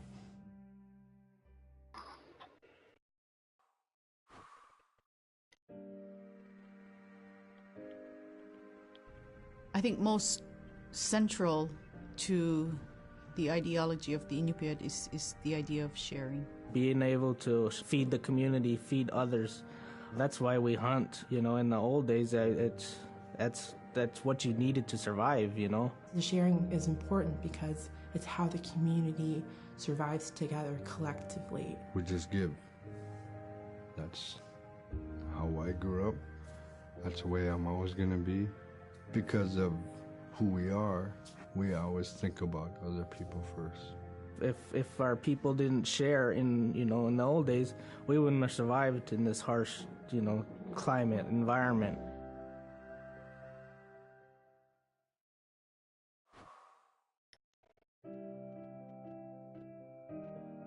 Big Diomede, Little Diomede, and King Island. And in those three islands are the stepping stones to get to America.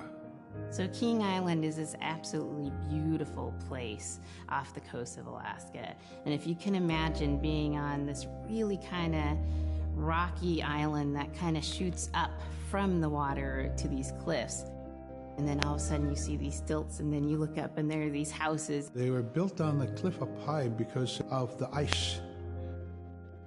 Being an island in the Bering Sea, you have ice that's being pushed by the winds onto the island. So it's going to pile up 50, 60 feet high. Structures are still there today, and people have returned to King Island. It's a growing community as the people return back to their island.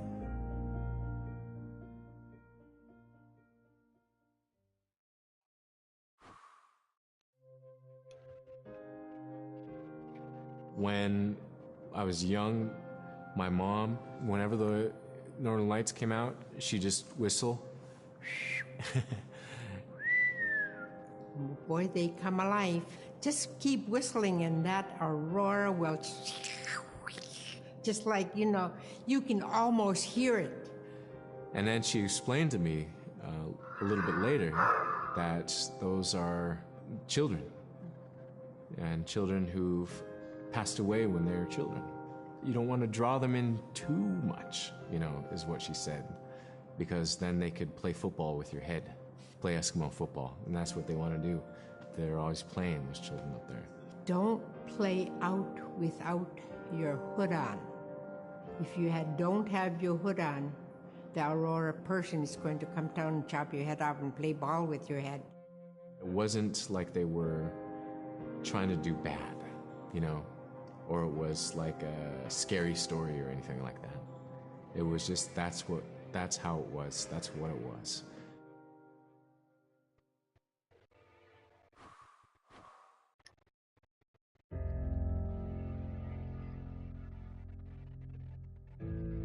In the month of November, there's no sun. So during that dark time, we travel by the light of the moon. It's quite different. Everything was silver and black. Toward the horizon, we could see where caribou are because their body heat flowing upward, and we could see it glowing in the moonlight against a dark horizon where there's no stars. If somebody yelled, you could know who yelled from where the sound came from, but specifically where that cloud of their breath went up and it glowed in the moonlight. So that was a good time to travel. It was very surrealistic. And so things that were dark objects look very close, and white objects look very far.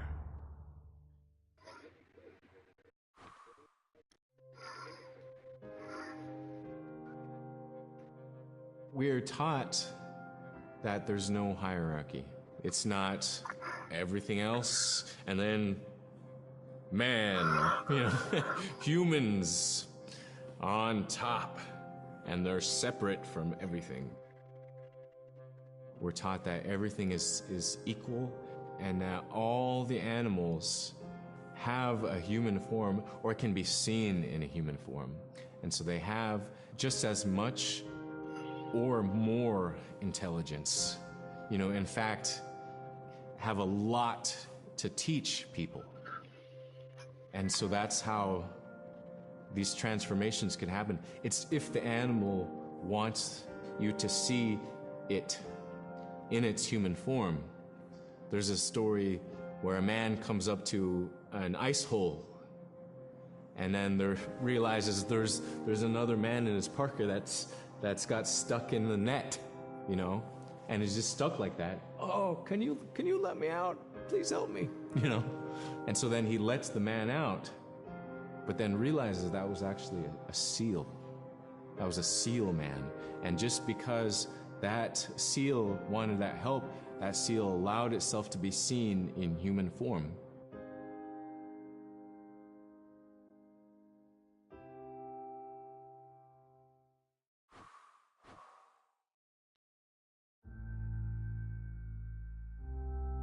We have our Dimi, the body, which returns to Nuna, the earth. And we have Atik, who is our name that has been passed down to us over the generations. The spirit of our Atik lives on so long as man remembers that name. It would be hard to describe what happens after death.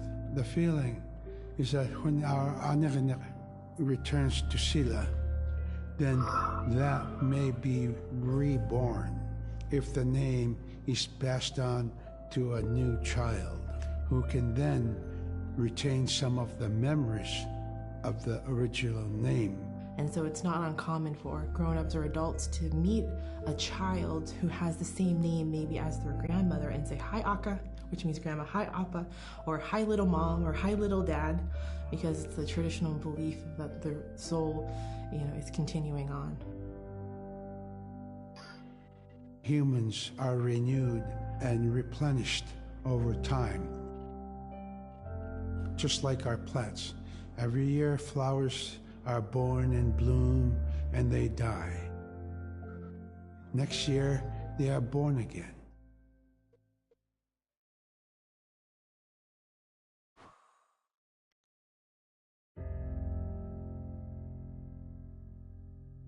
So a recurring type of character in Inupiaq stories is the manslayer. And the manslayer is kind of this bad guy. And I think really what's at risk when the manslayer comes into story is the livelihood of individuals and the whole community. And so the manslayer is really used as a way to say, don't act only for yourself. Always hold the community in your heart. Oftentimes in these stories, there is one person that will stand up. And what this humble person will represent, who faces that manslayer, is a return to order, a return to true living in the community. And it just takes that one person. It could just be that one person that can help to change everything. Because everyone wants to live a good life. Everyone wants to have a good community.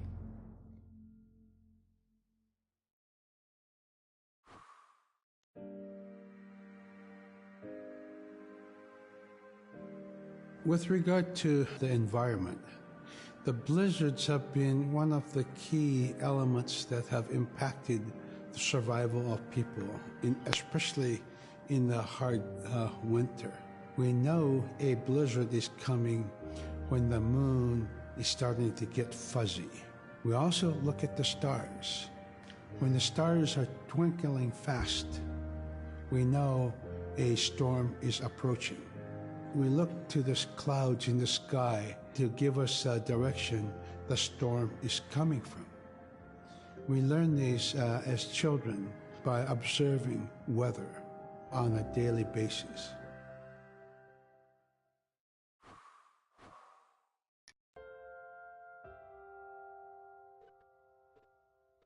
With the story of Kunuk Sayuka, told by Robert Cleveland, it's just a masterwork. It's a well-known story among the Inupiaq people, and in our case, of producing a video game that really reflects indigenous heritage. It captures the imagination, and it's something that you have a very specific kind of task to do. There's a blizzard, and it is just a non-stop blizzard that is overpowering the people, and there's one man that wants to figure it out. And in our case of the story, it's a girl that wants to find the source of that blizzard. The blizzard man, it's like that is the physical embodiment of an element of nature. And so there's a person that needs to go up and take away that's chipping away that snow. In that community, the person least expected is the one who stands up and makes the difference. Humility is something that we value, and where that comes from is the idea that you are not the biggest thing in the world. And when you live in an extreme environment like where the Inuit reside, you're at the whim of the environment, of the climate, of the animals. You can be as prepared as you can, by learning from your elders, but you're not the biggest force in the world.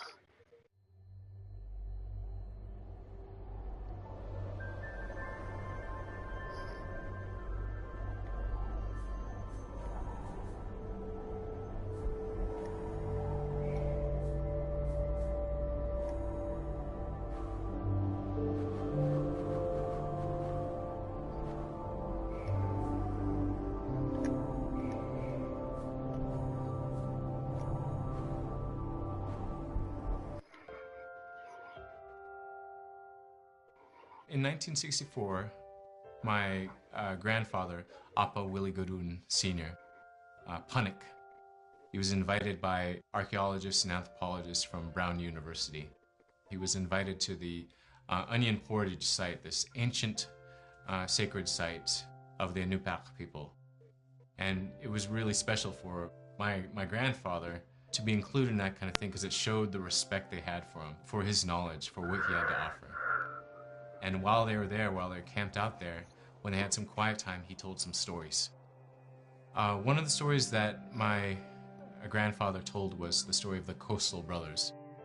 These two brothers, they have their own particular skills. They go out to the Noatak River area, and they go to try to challenge and hopefully defeat this giant mouse who is destroying everything in its path. The development team really took a great interest in the story that my grandfather told because it really enhances those themes that we found in Never Alone. One of interdependence, another of Inupiaq values, love of our elders and of our land and of our traditions. I mean, it helped to really bring that out, and so that's one reason why it really captivated the interest of the team.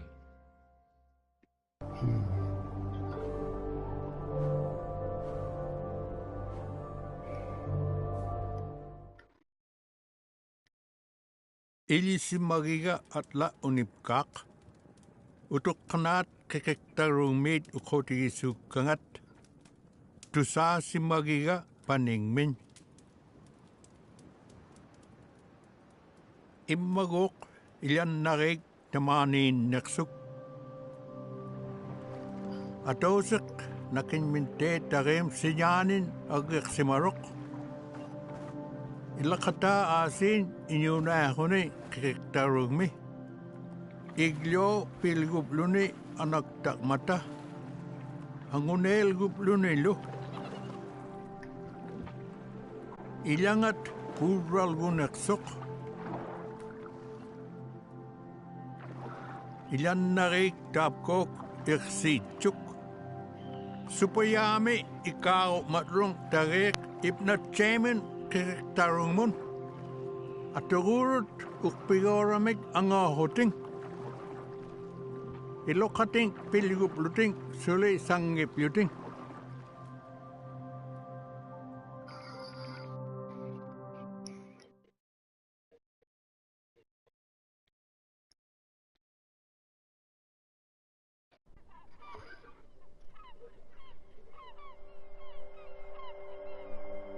Ukeg Rome inyuna kahuting inyuj aniraktut ivrilegora mignin kenyarik samun upengakratmun upengakratman supayak magaktok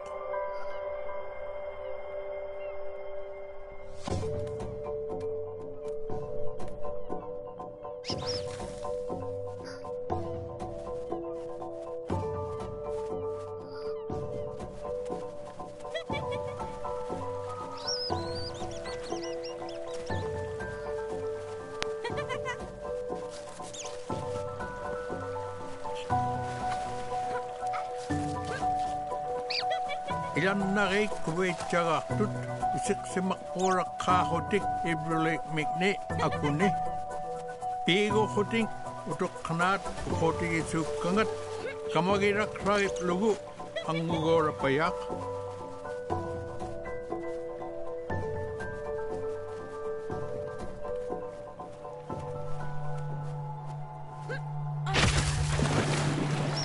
sarvam asi ollotip lugu avingoraq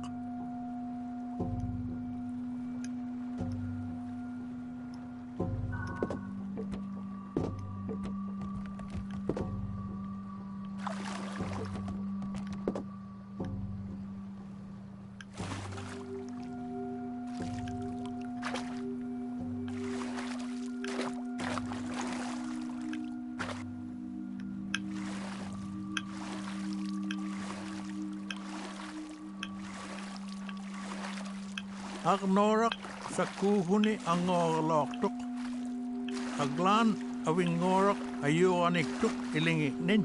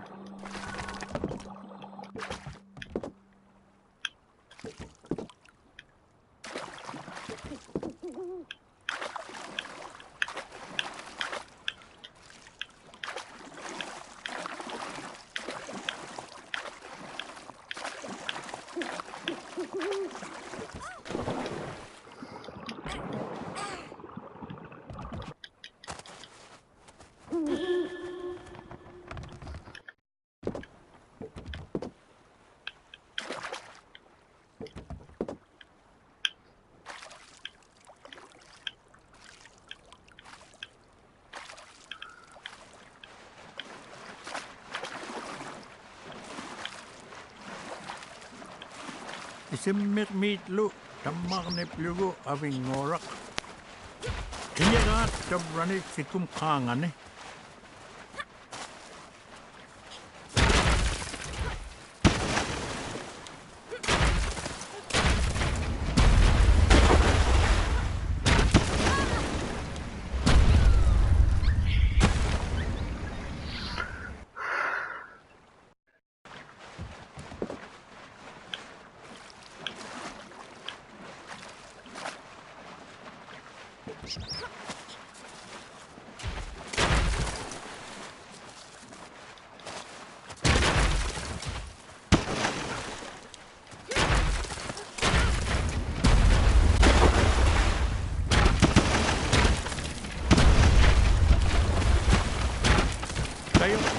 logat. Aglan awing ngorak excavate yun kimagtok.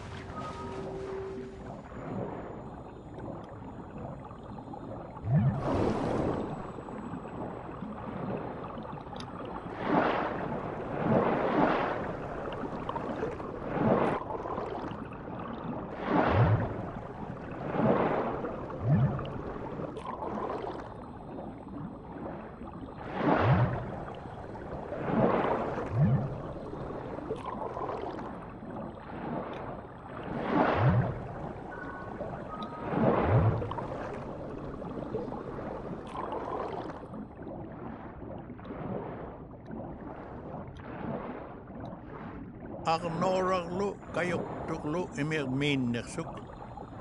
Sapim mip luting sagbak rome.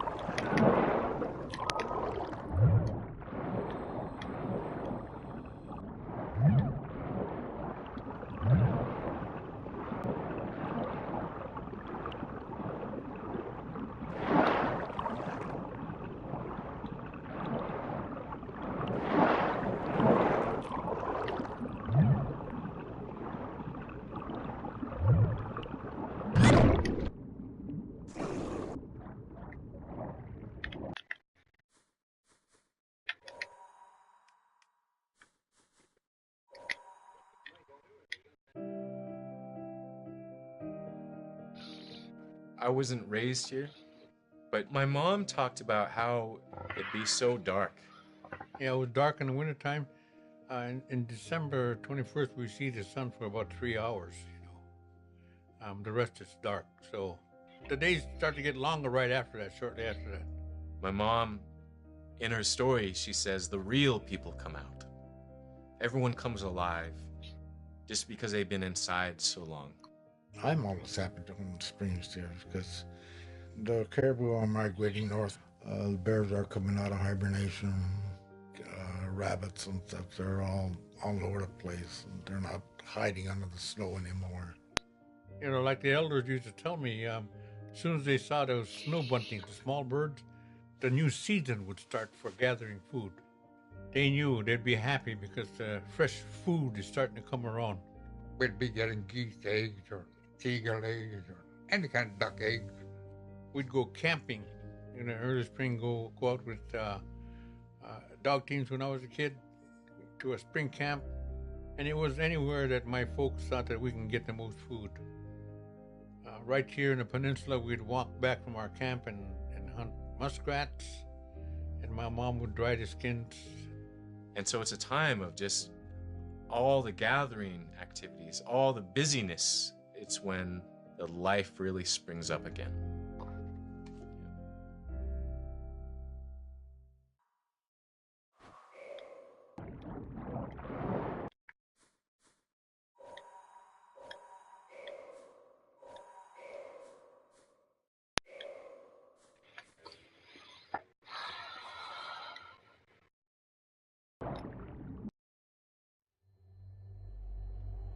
I'm quite tired, guys.